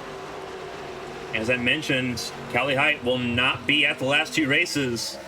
So Acosta definitely trying to prioritize her championship ambitions right now. Mm-hmm. And Ruby Acosta be... Height and Pressy side by side, and there's no love lost there. Nope. Look at that, still side by side here. Christina Ryan will actually pass Ruby Acosta in the background Easily. there. Acosta got loose there at 4. Yep. Just relaying what they didn't see. And, oh, Callie Height, though, gets a little loose. Pressy's going to be back at the door here. The corner pad will get clear. So it's just, you got to be able to put it clearly together there to get the pass done. Callie Height still got a corner panel there. Ryan almost mows down that wall. Luckily, that's as close as you think you can. See, Ryan thought about making it 3 wide there. The door is open. It'll close. But Christina Ryan will take 4th spot. Will take 5th spot, excuse me.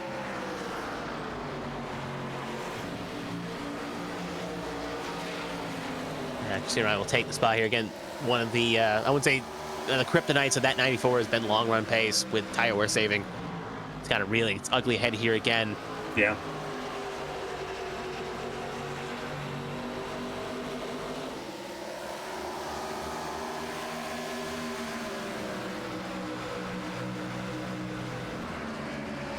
Arcing through the corner there. Pressy still losing spots and time. At the front of the field, you're not missing a whole lot right now. Emily House opened up a 1.5-second lead over Lilac Zier. And then it's 5 seconds from the leader to Cade McKee. Yep, Ruby Acosta just got around Nicholas Pressy. You can just see in that background shot there. Still a little bit side by side.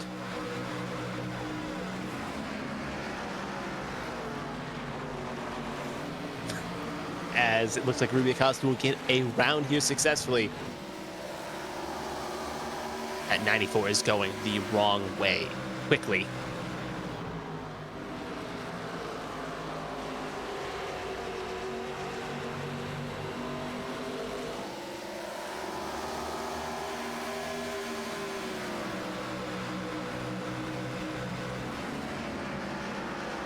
So look at the last pit stops through 87 for the top 3, 93 for Callie Height, and the other cars that came in, including Ruby Acosta. So still a little bit ways away, knowing what we know. 40 to 50 laps is the window you can take it. So we're looking at about within possibly 13 laps time at the minimum and 23 laps times at the maximum before we see the next pit stop. 1 of 2 scheduled, unless you can really push that extension out and try to find the next couple laps over 50.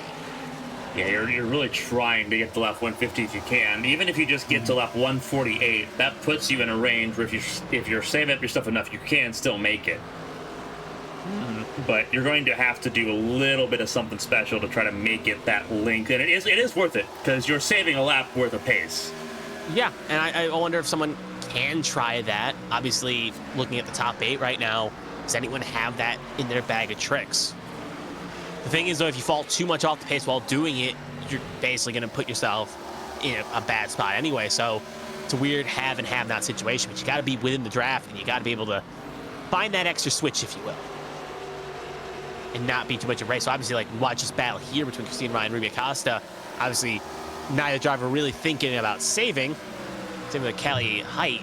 But it makes me wonder if maybe someone like Zier, for instance, in second, maybe she's got that in the back of her mind. She can maybe try to stretch it. It's possible. Very, very possible.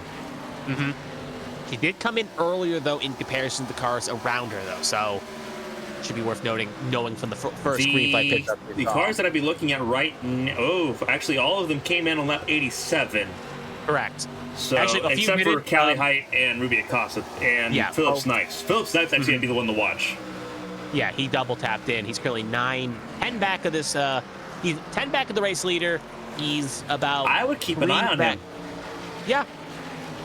Because he is running what we figured would be the pace we're trying to save a little bit. And he's got that window to do it. Yeah, and he's playing for broke. He's not fighting for a championship here. He's looking to do something not many drivers have done in this series, or really any ABN series. Obviously, I said that last week, going back to back. Well, he's trying to do something even less, more rare, doing a trifecta, if you will. 3 races, back to back to back. And right now, knowing that the kind of pace isn't there in that 98, he's got all right pace, but knowing that, obviously, the distance may not be a bad strategy to try it. Came in and topped off. This thing stays green, maybe one to watch, like you said, Carmen. Coming to 82 laps to go. Right? No, we are coming to 81 laps to go when they cross start finish line. I'm so used to start finish line being out on the dog leg. We are coming to 81 laps to go. Cross start finish line here at Phoenix. In this battle for the 4th position, still heating up. It is a 2-on-1 battle between Stepping Stone and Queen's Design. And Callie Height in the wall. Entering turn 1, we'll give it to Christina Ryan, and Ruby Acosta is going to try to go by as well.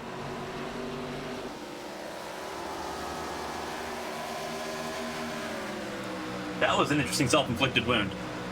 Yeah. She's had a couple bangs like that, so.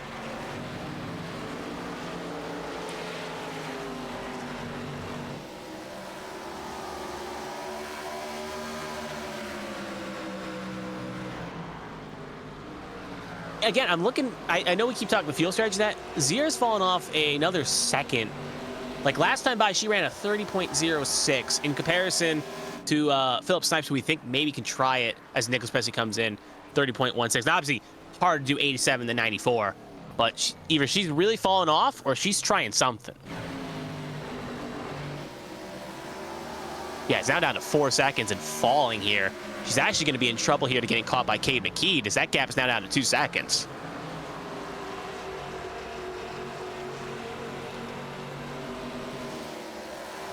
So yeah, Zier has either really hit the life of her tires, as you just see right in the foreground there, that shot.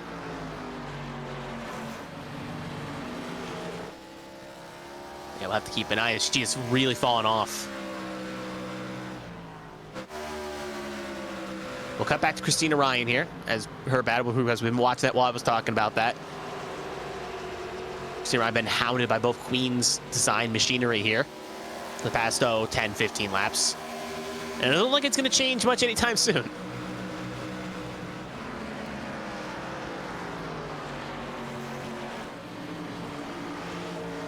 Ooh, yep, Zier coming on in. So you'll see Zier here on that right there. Her purple and white machine, so it looks like she hit the life of her tires. And it makes me wonder, as she's coming kind of earlier, 90, well, about 40 laps, 34, 44, 54, 64 is when she'll pit, presumably for a final stop, and then be good to go to the end. So still one more stop for her in the books. But she's going to have to go long on those tires.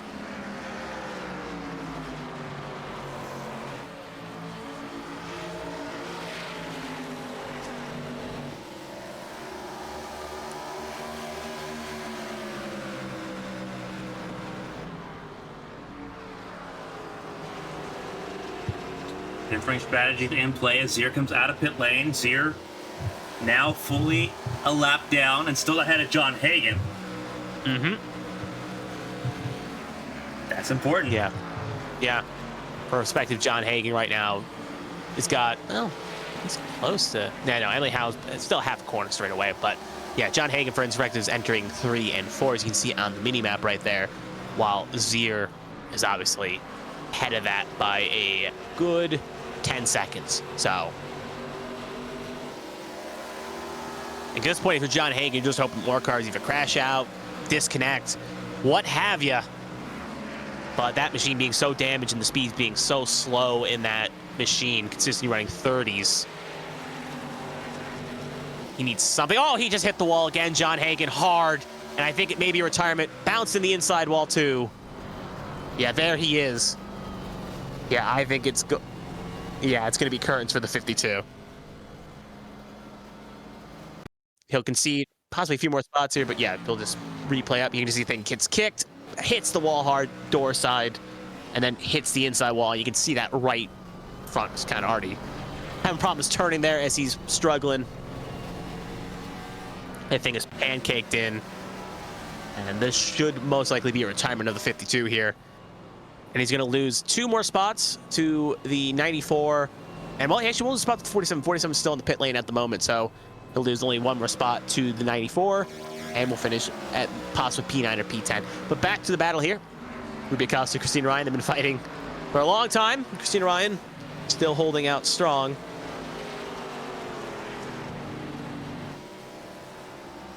And it looks like she's coming on in.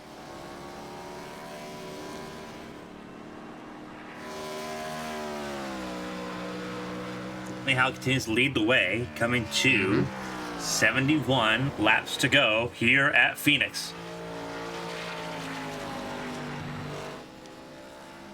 Really going her way right now with Hagen now struggling.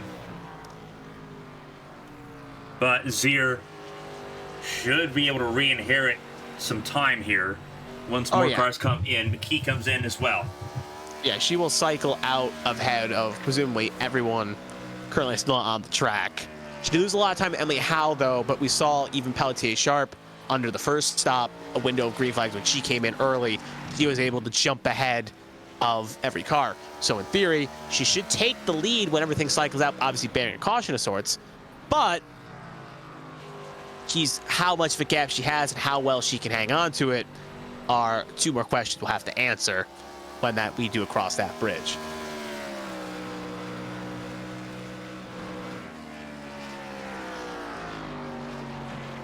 So now 3 cars still have not made another pit stop yet in this window. Emily Howe, Ruby Acosta, Philip Snipes. Emily Howe coming on in. So she's hit her limit. Ruby Acosta coming on in as well. Meaning right now, the 94 is going to be the only car. This is not the 98, I should, sorry, blank there for a second. 98 is going to be the only car here that is still staying out, and he can go a little bit longer, but at this point, how long does he dare to try to take it?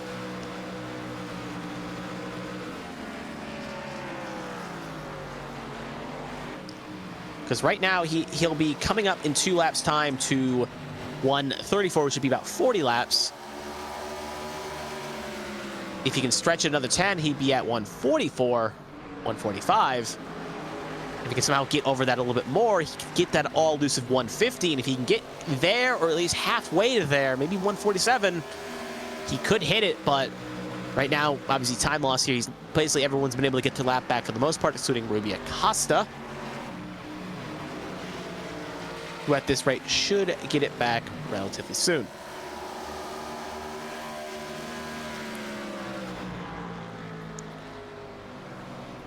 So as it cycles right now, Philip Snipes, currently your race leader, still has to make that next pit stop. Zier currently has the race lead on track. She has a 4-second gap to Emily Howe. And Kate McKeed is 5 back on Emily Howe. That will be your top 3 when this pit stop window concludes.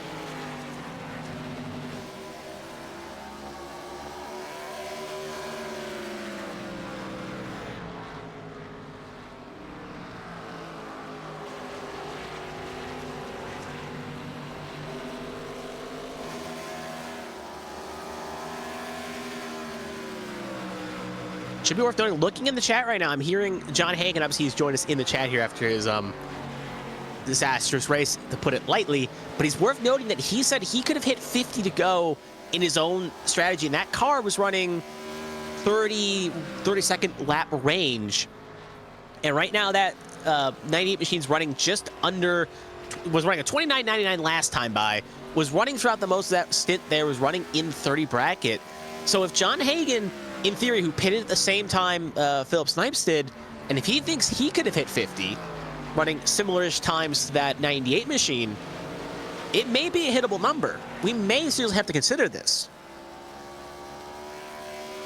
With Philip Snipes, you have to consider everything. He has been pretty magical since he arrived on the scene here in the ABN AdminBoxx Cup Series. 2 wins in a row. Puts him in very rare space so far. So yeah, I would say 100% you have to kind of consider that for Philip Snipes at least. That he's going to try to do something special. And the only downside is the series doesn't have a playoff, obviously, with the real-life Cup Series, because if he was, he'd be right now looking like an odds-all favorite instead of not being in the chase, because obviously he came in late because of seats and what have you. But again, like I said, if he does race Season 2, whether it be in this machine or what have you, he will definitely be a threat when that season starts off. He's just kind of basically making a name for himself now, and right now, he's showing what he needs to show, and he's hitting the numbers he thinks he needs to hit. Obviously losing time, but not losing time hammer or fist either to Zier and Howe, as it's slowly coming down, but it's not coming down aggressively so. Just for perspective purposes, it's about, Philip Snipes ran a 30.04 last time by. Zier and Emily Howe will check the stopwatches here as they cross the lines right now. Zier hits it 29.31, and Emily Howe runs a blistering 28.64.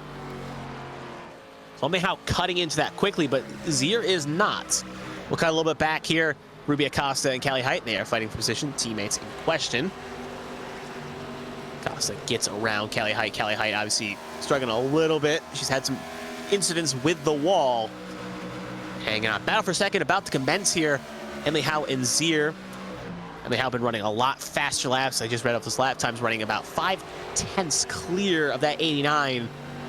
So it should be a bit of child's play here. How much of a fight can the 89 put up here? Okay, doesn't have to win the race to take over the points lead, but obviously win the race would be good for her confidence. But knowing that's the bigger picture can sometimes be not winning the race, and Emily Howe will tiptoe around here and put the 89 back to third. Now, with Emily Howe, who was running still in the 28 bracket, Philip Snipes running in the 30 bracket. Let's see how aggressively this time falls. Because right now, we'll check our stopwatches. It's 9.66, the gap. If he can hit 150, presumably at the rate they're going, Emily Howe will catch Philip Snipes at around lap 150. So we'll keep that in mind as it goes around.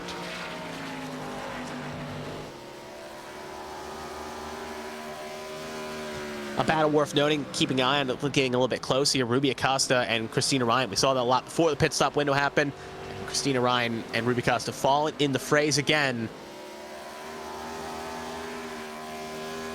Looks like Ruby Acosta could put the challenge on Christina Ryan for a top 5.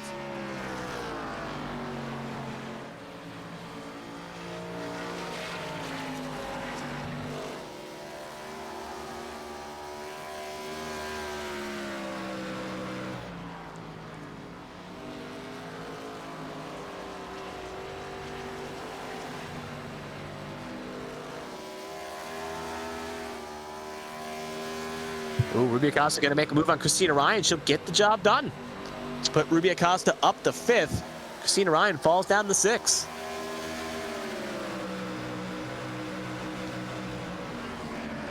Cars fighting for the top 5. Next realistic challenger will be Kate McKee, who's about 3 up the road. Actually, closer to, no, 2.5, I should say. And there's Zach McBride.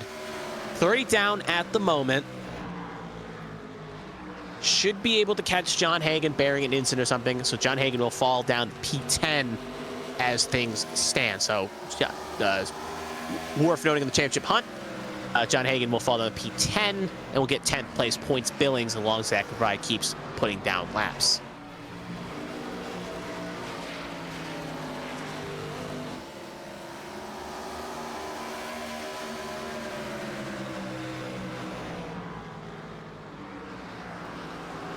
Right, it looks like trying to make up time. That's weird for McBride. Going around Christina Ryan, like Christina Ryan standing still. It's very interesting for McBride. I wonder if Christina Ryan may be nursing, because we saw that obviously right side a little caved in. Oh, watch out, McBride in the wall. Ooh. Pushed a little bit too hard. McBride had just come out of pit lane. I think that's why he had that pace advantage. He had just come out of pit lane. Probably. And had already tagged the wall. Mm-hmm.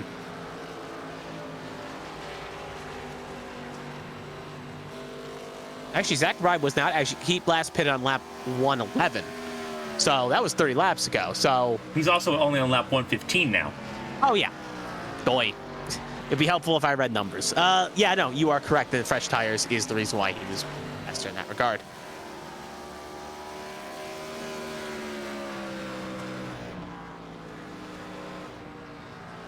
Looking for the field here. Everyone's kind of pretty much spaced out here. Emily Howe's catching Nicholas Presley to pass for lap traffic.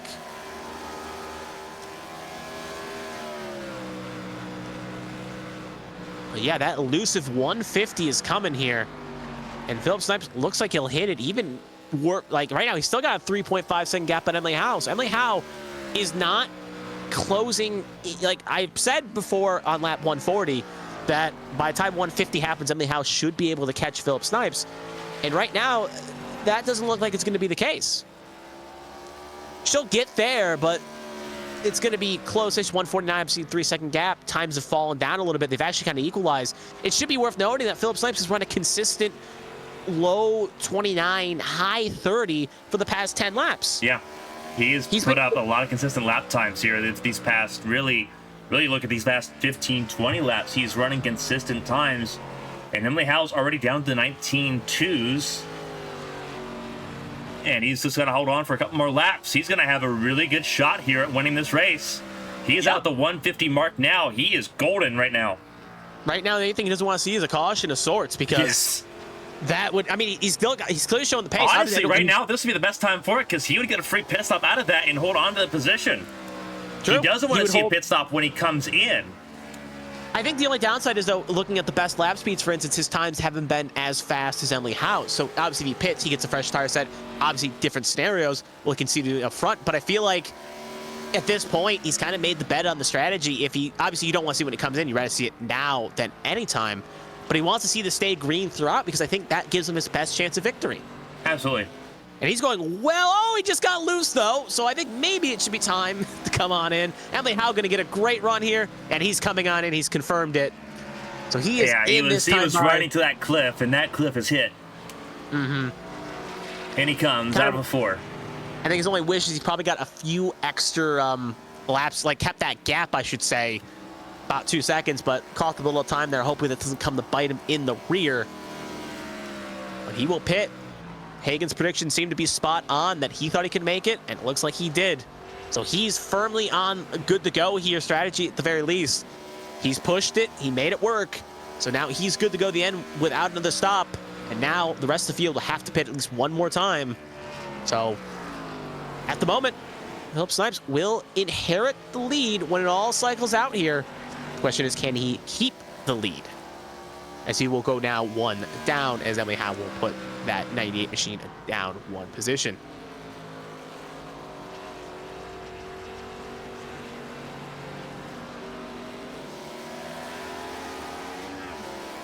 So now he's in a weird spot here. Obviously, he needs to do what he just did and make sure he comfortably gets there. Doesn't want to burn up his stuff too much, though, but he also doesn't want to be, obviously, if he can, he doesn't want to stay on the lead lap, doesn't want to stay a lap down here, because if a caution would come out, obviously he'd get the lucky dog, cycle back to 7th, what have you, but the rest of the field could get a pit stop, and he'd have to start back in 7th. So right now, his main mission would be to try to get himself unlapped here, but don't want to burn the stuff up doing it.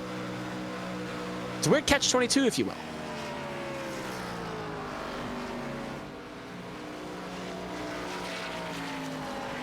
Right now, Philip Snipes doing a fantastic job. The strategy game, once again, very interesting.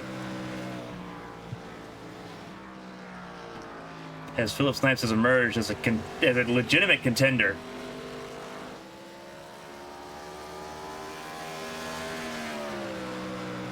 So I try to claw that gap in. His last lap, a 28.4. Emily Howell's last lap, a 29.5. Mm-hmm.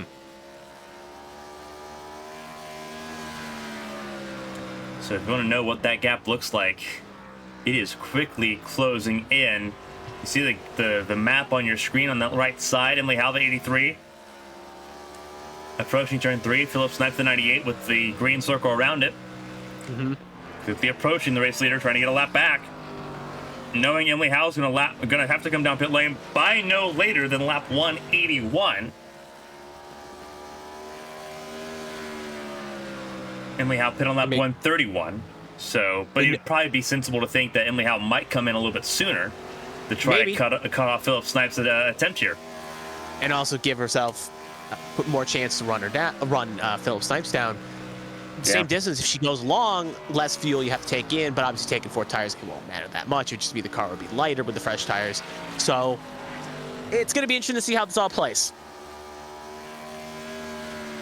Bearing, obviously, any accidents or cautions, it looks like it's going to be a 2-horse race for this win between that orange of Tennessee Volz machine and our current race leader, Emily Howe, battling for this win. And the more time, the more time Philip Snipes can gain and once he allows himself down, the bigger gap he will have when that 83 elects to pit. Obviously, first car that should blink for a pit stop will be Lilac Zier, last pit on 123. Should be looking at a pit stop in the next 5 laps. If she can go longer, which she doesn't seem like she can, it should be at the very least 173. And there goes Philip Snipes. Gonna have the inside here. Gonna make it quick work here. And now he is back on the lead lap. Looking to get as much time as he can gained.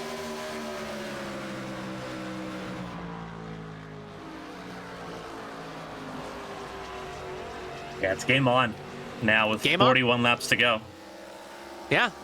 Both drivers see their challengers. Emily Howe sees it through the windscreen. Philip Snipes sees it through the rearview mirror right now. This is so interesting, this strategy call game, because we've seen Emily Howe win both ways. Philip Snipes showing that he can do the exact same thing. This is a very fun little challenge here.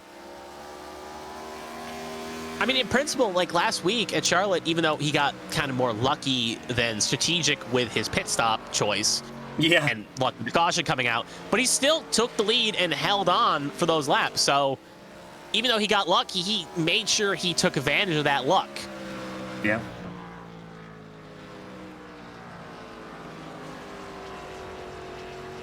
And honestly, though, it's one of those weird situations because if you think about it this way, Philip Snipes won his first race at Richmond when Emily Howe had that disconnection that put her multiple laps down. You could say maybe the main rival, John Hagen, got an incident. Christina Reinhoff's in the same disconnection. The main person Philip Snipes was fighting was Lilac Zier. In Charlotte, just last week, was a big race. There's Christina Ryan's coming in, speaking of Christina Ryan. But in last week, Philip Snipes was competitively in the top half of the field and then got lucky with a strategy choice late, or well, I should say with the caution coming out, took the lead and held on to it and got his second win back to back. And now, kind of the first race in the past 2 weeks where Emily Howe has been present and not had a technical issue or not obviously being here, and Emily Howe's shown that form. It's something that not a lot of drivers in the series can say they've done, is bested that 83. And right now, at least on paper, again, the 98 will cycle with a lead, but cycling and keeping are two different things, especially with that strong 83 who has done it before. She's pitted early. She's reeled down the car she needs to reel down, passed, and won the races like that. So it is not signed, sealed, and delivered, as we see Kate McKeat also coming in to take his last pit stop of the night. Here on lap 152, not 152, here on lap 164, along with Kelly Height. Going to promote Philip Snipes to the podium positions.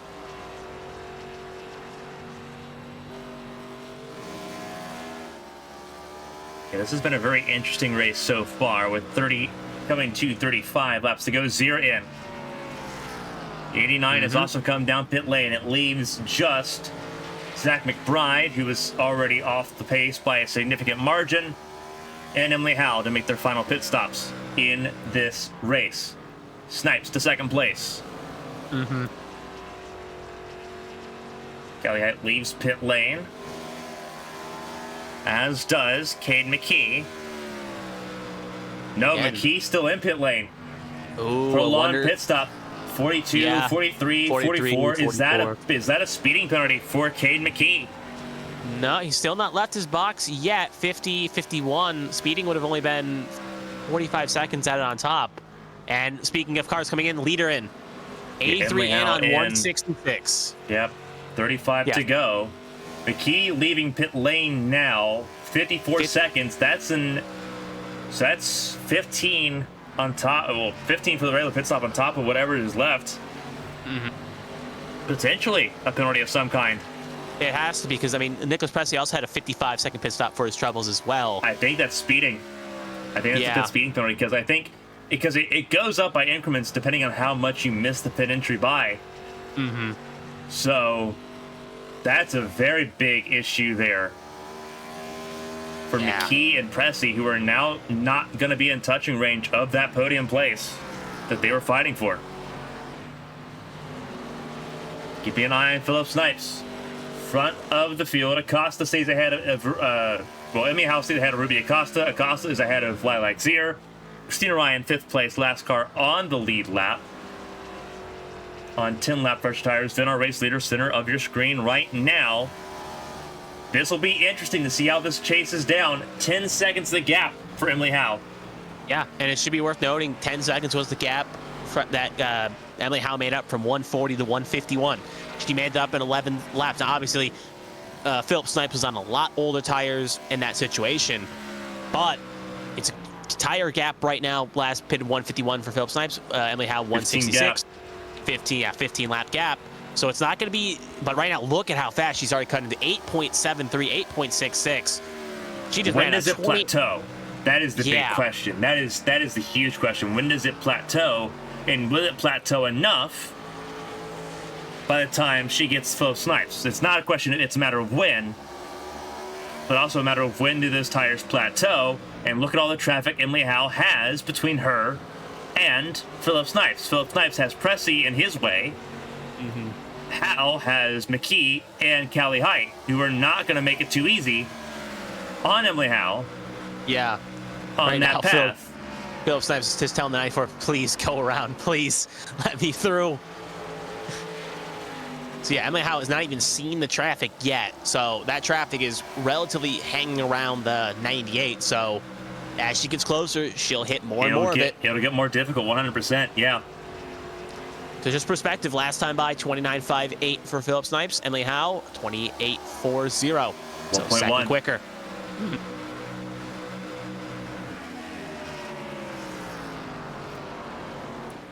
Yeah, Philip Snipes luckily has no more traffic coming up on the road ahead of him. McKee on fresh tires. Yeah, so McKee will come around here. He will get one of his laps back by doing so, but luckily won't make this quick and painless. Zach McBride will not come out, obviously, within range here, so McBride obviously will not factor in this. We'll see how, eventually, if he ever comes out, we'll see where he cycles in. Less than 5 seconds now, the gap. 94 got a little loose with, I think, a battle with Kelly Height, so that's going to be a quick pass. One last lap car between Emily Howe and Philip Snipes. Battle for the last podium spot. Costa and Zier. Zier pin lap 164. Acosta on 161 as Pressey comes in. This is a battle for third.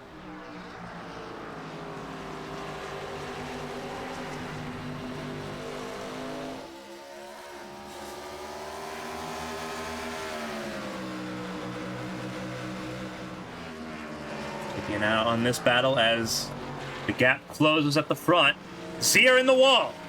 Yep. Drove it in a little too deep.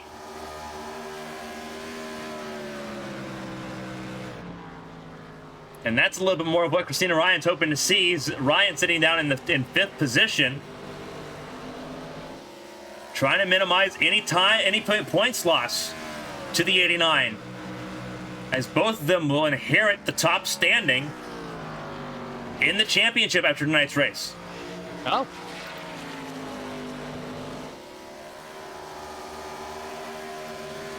So Zier down to 4th by a reasonable gap. 2.4 the gap to the front with And 26 to go. I think Callie Height just got around Philip Snipes too, so there's no cars between Philip Snipes and Emily Howe. Yeah. Well, as I've seen this song before, I've seen this measure, I've seen this dance. Keep an eye, though. The gap has begun to slow down in terms of how much is closing in. Philip Snipes running consistent 29.5s, 29.6s. Emily Howe last time through a 28.9. So that cliff is approaching on the prime of those tires as Howe tries to reel in Philip Snipes. And for Emily Howe, it is must win every race from here on out.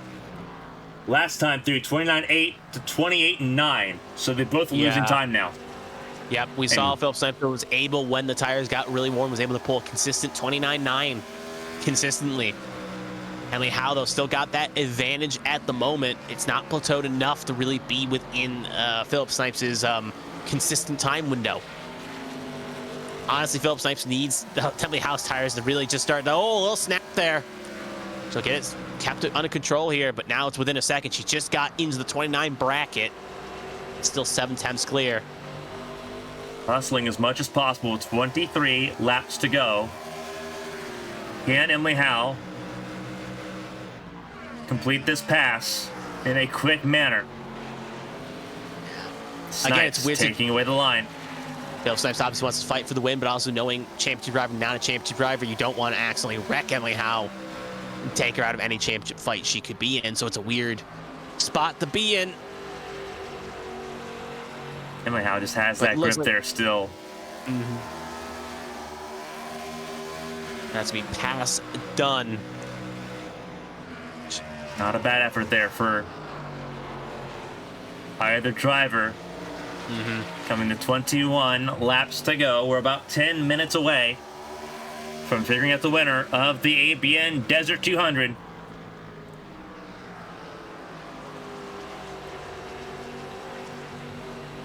Emily Howe has the race lead ahead of Philip Snipes, who put up a triumphant battle. Gave Emily Howe a challenge here in tonight's race. Battle for third still raging on between Acosta and Zier. Zier wanting to put in some extra points, padding as Acosta tags the wall. Oh, that's going to open the door. Zier's been quicker. Is this the mistake that helps Zier get back to the podium places? Maybe. Maybe indeed. Very close still, 20 to go. Zier's been stuck behind Acosta for the last several laps. Had to reel back in a second gap after tagging the wall herself a little bit ago. Now back within 0.2. As the battle continues to rage on. For the last podium spot, Christina Ryan, a distant 5th.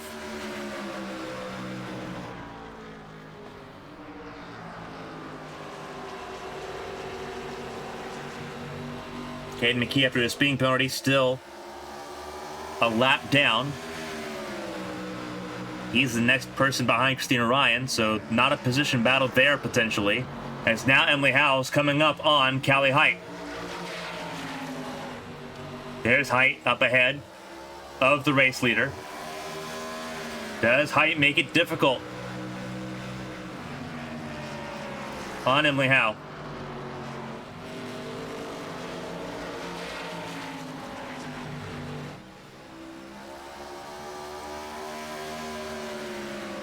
$17 laps to go.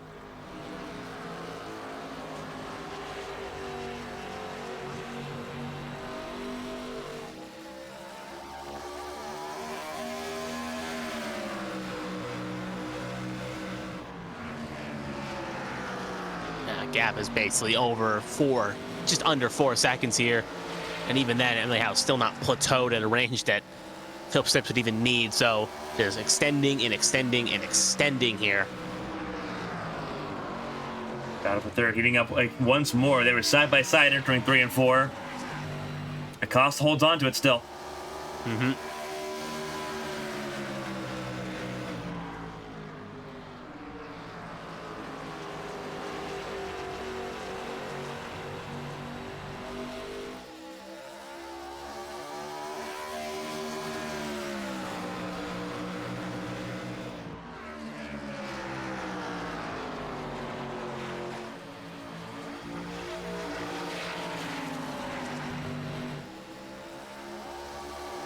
Yeah, Sear knows all the points may be necessary.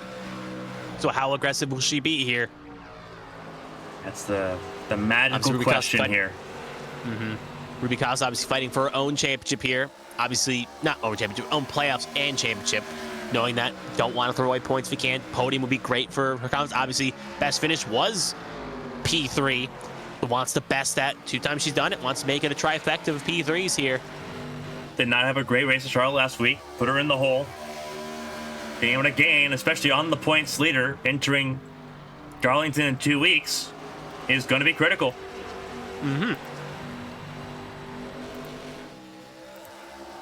Darlington, a very interesting track, we should say, with its shape. Homestead going to drive a completely different way than this track here, so 2 different places. And if you know one of those 2 tracks isn't your strong suit. Side-by-side battle between Zier and Acosta, Pontiac and Ford. Side by side, Acosta still got the advantage this lap through with 13 to go. Zier trying everything, trying the high line, trying the low line. Acosta having an answer for all of it so far.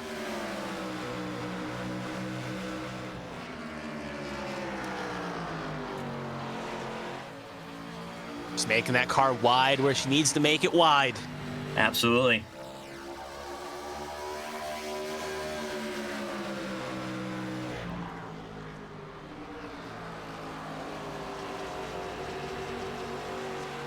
Battle rolling through turn 2, 12 to go, coming to 11 to go. A full half a lap behind the race leader.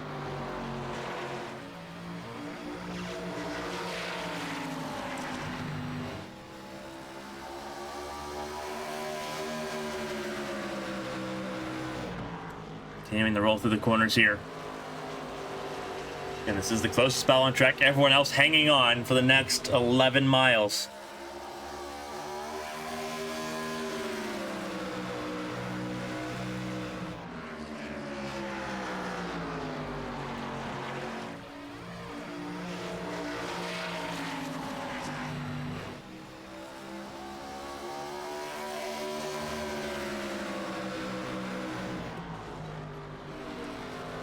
Just watching the onboard right now of Zier. She is wrestling that thing to try to get through this corner. But same thing with the 40 as well. They're both wrestling these cars. Tires have worn. Advantage would be Zier by a couple laps, but not by really enough.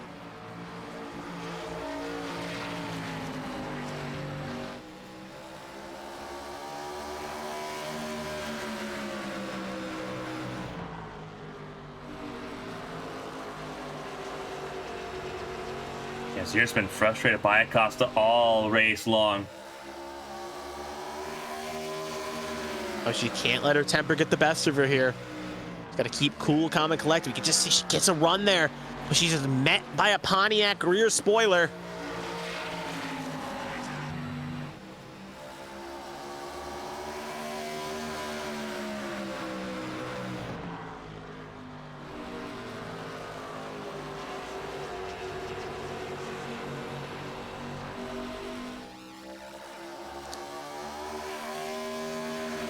She just needs one mistake from that 40. She'll be there, but she just needs one. Looks like she's got a chance here. She's going in deep to get a corner panel in. Not there. Just a little bit too far back. Yep, not there. Acosta. Nice Wow. The ball was in the wall. Zier in the wall.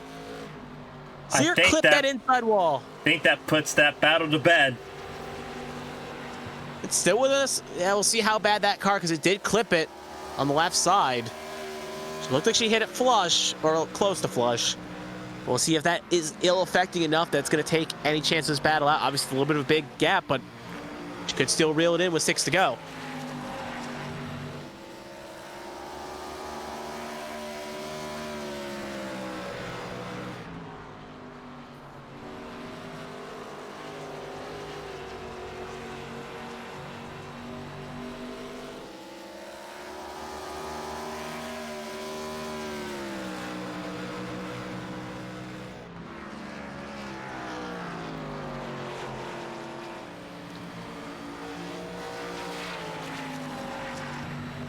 Yeah, staying Yeah, at you 1 can see- second. I think that battle's been put on the back burner.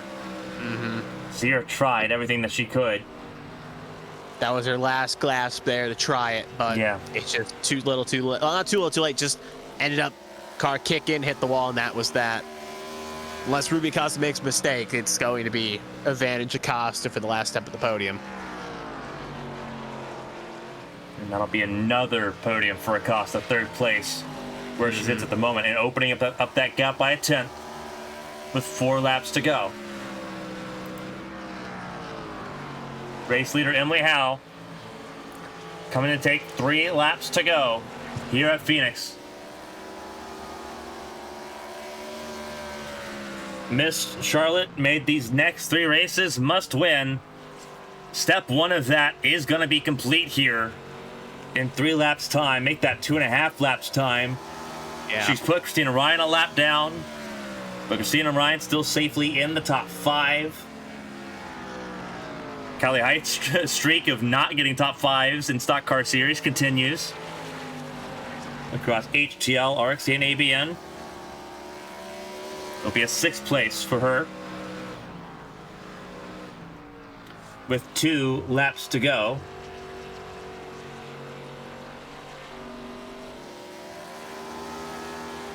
Emily Howe, calm and measured here at Phoenix through 3 and 4. She'll come to the white flag. 1 lap to go here at Phoenix.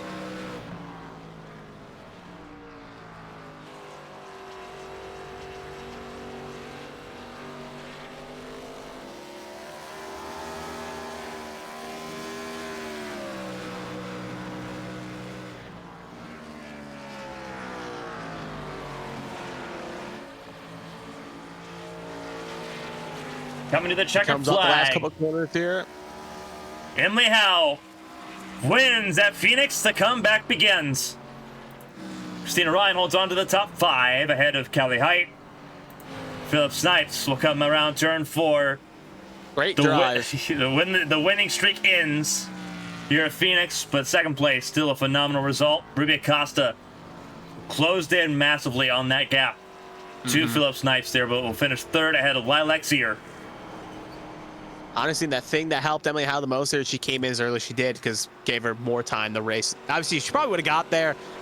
She got there with 20 to go. She could have came in 10 laps later and probably still would have got there, but that would have been a bigger gap she would have to chase down. So played it right. And even Emily Howe, looking at the chat, she actually tipping her hat to Philip Snipes, playing that strategy to a perfection, but still not be bad with a P2. And Ruby Acosta, as we're following here, even though it's another 3rd, she wishes she probably got a little higher. She'll take that podium step at the very least. After how her race went last week at Charlotte, I think this is a phenomenal result there for that 40 crew. Another podium for Queen's Design here tonight.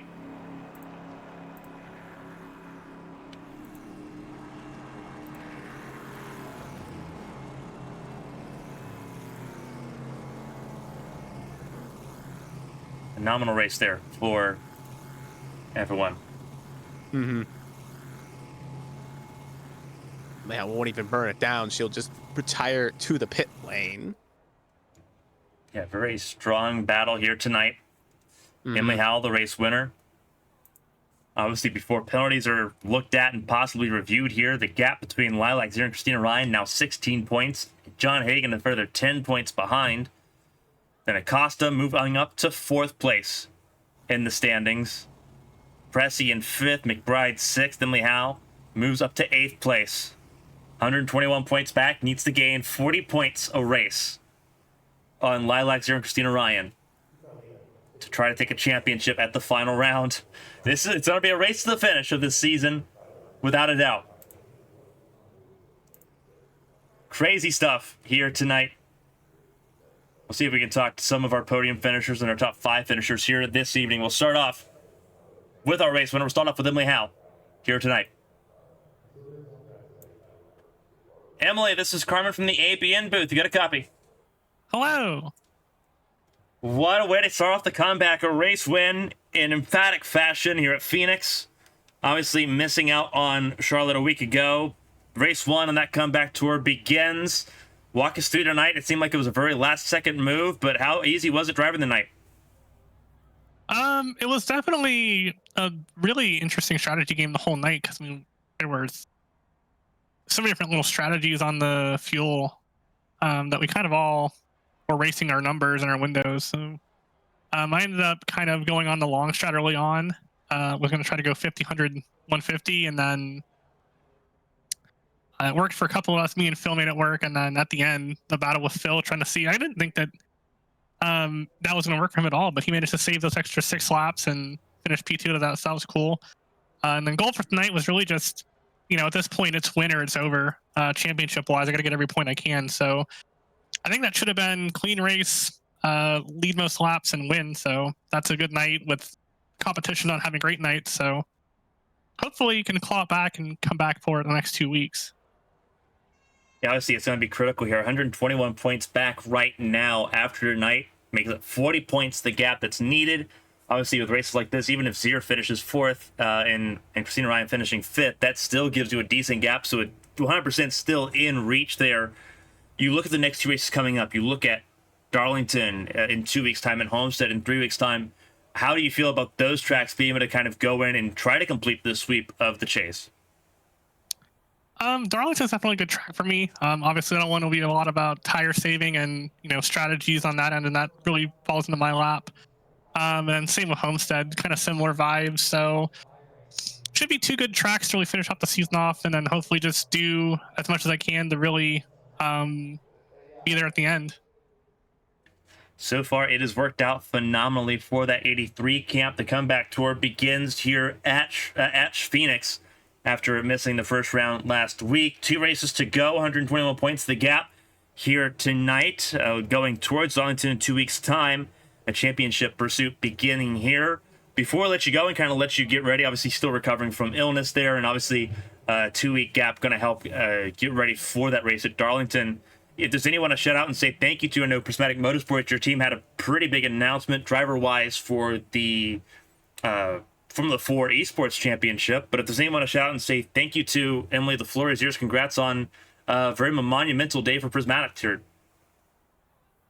Yeah, just want to say thanks to the team for Prismatic Motorsports and all of our sponsors, Certified Way Diverse, Go for the Gap, ABN, everyone who puts us on and makes these things happen, AdminBoxx and you, and everyone who shows up week to week and lets us have these fun series. Yeah, absolutely. Race 14 of 16 in the books. Emily Howell, race winner once again this season, closing in on a potential championship. The comeback tour beginning here tonight at Phoenix. Emily, enjoy the race win and hopefully get to see even more of it next time out at Darlington. Thanks. See you then. That was Emily Howell, race winner tonight. We'll talk to as much of the top 5 as we can, and we'll move on to Philip Snipes. Second place finisher tonight. The winning streak comes to an end, but a valiant effort by the 98 car here this evening. Philip, this is Carmen from the ABN booth. You got a copy? Yes, I do. Phenomenal drive here tonight. Second place. You gave it a really good try strategy-wise. Just really ran out of time to make that all work here. Walk us through that strategy call and obviously if there's anything you possibly could have done differently to try to hold Emily Howell off. The only thing I could have done to hold Emily Howell off was she waited the pit about another 10 laps later. Obviously, you look at this race, you obviously talk about her pitting 10 laps later. You went really long, the longest we had seen anybody go in this race. How early was that decision made for you? Because there was 2 different trains of thought, either pit early and try to undercut or go super long. You were the only one to really do that alternate strategy. How early did that come to you? Well, with the last caution, it took me a lap under caution to figure it out, like how much I had to save. And I'm like, I could get to where I could just push it and save 6 laps and then push it to the end, or pit a little bit early and just save both runs. It literally came under the pace laps under the last caution. And I missed the first pit road, so I had to come back around the second time. It almost worked out. Your podium streak continues, even though the win streak comes to an end here tonight. Obviously, we know at this point how well adverse you are to this car.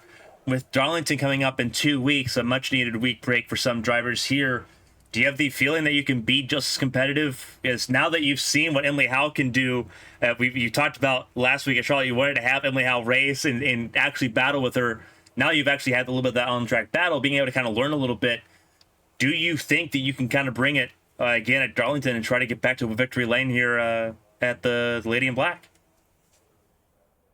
Darlington is sort of the home away from home when it comes to iRacing. And if there's any place that's not a short track, it will be Darlington, where I can compete with Emily. Well, we can't wait to see it here. 2 weeks' time, Darlington Raceway. 2 races left in this season. Philip, it's fantastic seeing you race every week. Obviously, very interesting following that strategy call that almost paid off here tonight at Phoenix. Before I let you go, though, and let you get ready for the next race coming up and let you enjoy the rest of your evening here, if there's anyone to shout out and say thank you to, the floor is yours. Congrats again. 100% phenomenal drive tonight for the number 98 car. Yeah, thank ABN for broadcasting and ABN for putting this on. This has been fun, the races I've been able to do this year, and can't wait to see what's more to come. Yeah, absolutely. Again, Philip Snipes, second place finisher here tonight, 2-time race winner, coming second place here at Phoenix Raceway. Philip, enjoy it, and we'll be seeing you at Darlington. Yep, see you in 2 weeks' time. That was Philip Snipes, second place finisher here this evening. A phenomenal drive for the 98 crew. Again, keeping that podium streak really alive here. We'll move on down the order. We'll talk to Ruby Acosta. Another podium here for the Queen's Design driver. Phenomenal result here, moving up in the standings as well. Ruby, this is Carmen from the ABN booth. You got a copy? Yeah, I do. What a drive. Third place, an incredible battle with Lilac Zier there, and now fourth place in the championship standings with 2 races to go. How are you feeling? Obviously a very phenomenal battle, but a very physical race tonight. I'm completely exhausted. That was probably the hardest I've ever run. I knew that but the stint before I was a lot better than Lilac on the long run, but then all of a sudden she just had it. She just completely recovered from it, and I just ended up having having to fend her off and just really push for all I could. And yeah, I mean, I tried to be patient for the first few moments of the race. Like, I didn't really start pushing until maybe lap 150.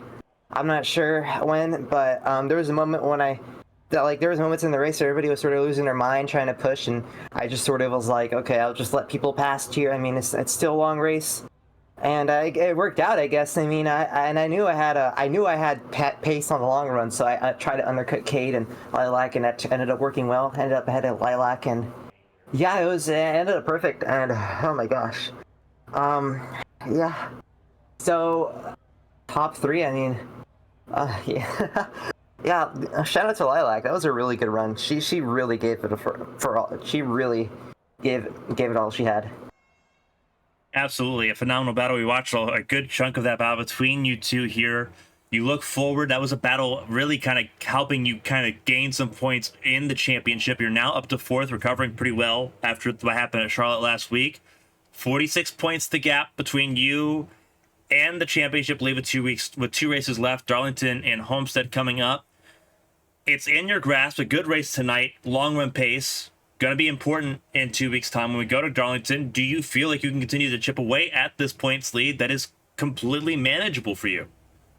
Totally. I mean, Darlington's one of my favorite tracks in the schedule. I mean, like, it's a track that I really feel comfortable at and I really enjoy. So, I mean, I got that going for me. Well, we can't wait to see it. Darlington's going to be a pretty special race here coming up here. The 200-miler in 2 weeks' time. It gets you a much-needed week off to get ready for that race. But before we let you go and let you obviously enjoy the podium and relax and get ready for the next race coming up, another podium here, your 3rd of the season, another phenomenal result for Queen's Design. If there's anyone to shout out and say thank you to, Ruby, the floor is yours. Congrats again. Another phenomenal performance and a phenomenal battle to go with it. Yeah, of course. Thank you to Bolnap Designs for sponsoring us and Racing Heart on the car, Racing Heart Universe. Thank you to Anoa Rose and Amia Rose for letting me have this opportunity, and Callie Height, I know she didn't really have the best of races today, or she didn't really have like I guess the one that she wanted, but yeah, I mean, thank you for putting me in this. And shout out to Kaine. Thank you always for watching me, Kaine. And shout out to Lilac too. Lilac was really clean there. And yeah, so this weekend I got to get back in the sports car. So it's not over for me yet for this week. Yeah, you still got some physicality to deal with there. Obviously, we wish you well in that sports car endeavor coming up here later on in the week. But Ruby, enjoy the podium until that point, and we can't wait to see that 40 car back on track at Darlington in 2 weeks. Enjoy it. Thank you so much. That was Ruby Acosta, third place finisher here tonight. A phenomenal result for her. We'll move on down to the fifth place finisher of Christina Ryan and hear her thoughts on this race. Very late last minute entry for Christina. We'll hear what she has to say on her race P5 tonight in the desert. Christina, this is Carmen from the ABN booth. You got a copy? Yeah, what's up? Obviously, a challenging race, very last second for you. Walk us through top 5 finish. Was that sort of where you expected you were going to be tonight? At first, yeah, but after the first couple stints, no. We had a lot more pace in the mid half. We were really doing good. If it went green to the end, we would have been really a lot better. I don't think we had enough to go win the thing, but we definitely had the pace to beat some of them, and yeah. Obviously, the championship battle, very tight. I know you're going to say the same thing that you say all the time. You don't think about it. 16 points the gap. A very reasonable balance coming up here. A track you said that Darlington's not really one of the ones you're really strong at, but then Homestead, a track we know that you're pretty strong at. You're taking on Lilac. You're ahead of John Hagan by 10 points. You're ahead of Acosta by 20 going into the second half of this chase. When do you start thinking about that? Obviously, you've been in this position before, but when does that begin to come to your head? If we keep finishing and racing like this, it doesn't. So Yeah. That wasn't a championship performance, and I don't know how much it's going to hurt us, but I mean, to be fair, we kind of just wound up here. So we've been kind of top 5 all year, not quite top of everybody all year. So I mean, if we're here, we're gonna go for it. But like, I don't know. We really shouldn't be here right now. We don't really deserve to be this high up in the points versus all the other fast people that have been here all year. And yeah, no, that's. I don't want to say I'm okay with it, but like, you know, we're gonna fight for everything we can get. But you know, it's just, I don't know. I just gotta hope that we have more luck go our way. So far, there's been enough mulligans to keep us within touching distance, and if we can drag this sucker out all the way to Homestead, then maybe we got a chance. So I don't know. Well, I go ahead. I didn't even expect to be here tonight, tell you the truth, because of being sick, and my mom's been visiting over here. So we kind of just, I mean, things are just falling into place the way they need to. So. But yeah, I don't know. I don't know that we have the pace to do it, but well, we'll give it a go. We're gonna find out. Obviously, it's gonna be a very busy time for you. Obviously, coming up here, a week off, gonna give everyone a chance to kind of rewind and get ready for the races coming up here. But a top 5 finish, and once again, we know how clutch that 80 team is. Doesn't matter if it's a prismatic car, a stepping stone car. We know the talent that you've got in these types of cars. Before we let you go, obviously, and kind of let you, obviously, one, keep recovering and keep getting better. Hopefully that continues to go well. We're glad that you're back on track tonight. But before we let you go and kind of let you relax and obviously get ready for a lot of fun coming up in the next week, if there's anyone to shout out and say thank you to, the floor is yours. Again, congratulations on the top 5 finish. Still very much a front runner in the championship conversation. Yeah, shout out to Iredell Health Services in Mooresville, North Carolina, and whoever invented amoxicillin. Shout out to those. They're the GOATs. Would not be racing tonight if it wasn't for them, so big thanks to them, and shout out to Stepping Stone. James, I'd say I'm sorry I keep cleaning your wallet out with these finishes, but I'm not. And Yeah, congrats to Emily and Phil, and big congrats to Ruby. We were working together a lot in this race. We were trying to help each other out where we could. We tried to force Cade to pit, and he did, and he made a mistake, so that worked out really well for us. And then she was trying to help me for a little bit with Lilac and trying to back up a little bit, but I just didn't have the pace at the end there. And our car was falling apart at the end, so I was knocking walls down. So, but really proud of her to get a podium. She's it's really fun to watch her get excited about that. So congrats to Queen's Design on that front. And yeah, sorry to Lily. I don't know what really happened on that restart. She bounced off the wall, and I thought I cleared her. I clearly, from the look at the replay, I didn't. My Q bar was red at the time, but I don't know if, I'm pretty sure I ran her over regardless. So sorry to her. I was trying to get out of the way there, but so sorry to her and ruin her and John's day. But other than that, yeah. Well, we got 2 races left in the season. Obviously, Christina, hopefully we get to see you back in the ABN booth soon. Again, continue to get better. We're glad that you're showing at least a little bit sign of improvement to be able to race tonight in a very physical race. But enjoy the top 5 result. Enjoy the payday from Stepping Stone every time you get one of these top 5 finishes and one of these podium finishes. And go get it. 2 races left and 16 points, a very reasonable gap here in the chase for the Cup. Yep, thank you. That was Christina Ryan, 5th place finisher here this evening. We'll walk through the entire finishing order. Emily Howell, the race winner. Philip Snipes, Ruby Acosta, Lilac Zier, and Christina Ryan, the top 5 in this race. Kelly Height finishing in 6th. Just continuing to miss that top 5 finishing position that she's been looking for so far this year. Cade McKee in 7th place. Nick Cressy in 8th. Zach McBride finishing 9th ahead of John Hagan, who loses the championship lead here after a very unfortunate race. Lily Pelletier Sharp in 11th place, and Tommy Withers rounding out the field. With 2 races left in this season, Darlington in 2 weeks' time, here in the chase for the Cup for the AdminBoxx Cup Series. We'll be racing here at Phoenix, the current Phoenix, tomorrow night. It's the season finale for the ABN Champ Car World Series from Phoenix Raceway. The world champion was crowned last week, with Bruno Miranda becoming the new Open Wheel World Champion for 2023. But how does the season end? Who gets on to the winning circle there? Tomorrow night we find out. Saturday and Sunday, ARCS action starting at Showdown on Saturday evening, 9:45 p.m. And the ARCS A Square Cup Series. Me and Kevin will be right back here in the broadcast booth, 7 p.m. on Sunday for the A Square Cup Series. That's the next few days coming up here. But from everyone here from Phoenix Raceway, on behalf of everyone here for the ABN AdminBoxx Cup Series, all of our partners in E83 Flying Machines, AdminBoxx, Agent Inc., my co-commentator Kevin Young, I'm Carmen Sienna. Till next time, stay safe, stay healthy, have some fun this week, but we'll see you this weekend. So long, everybody.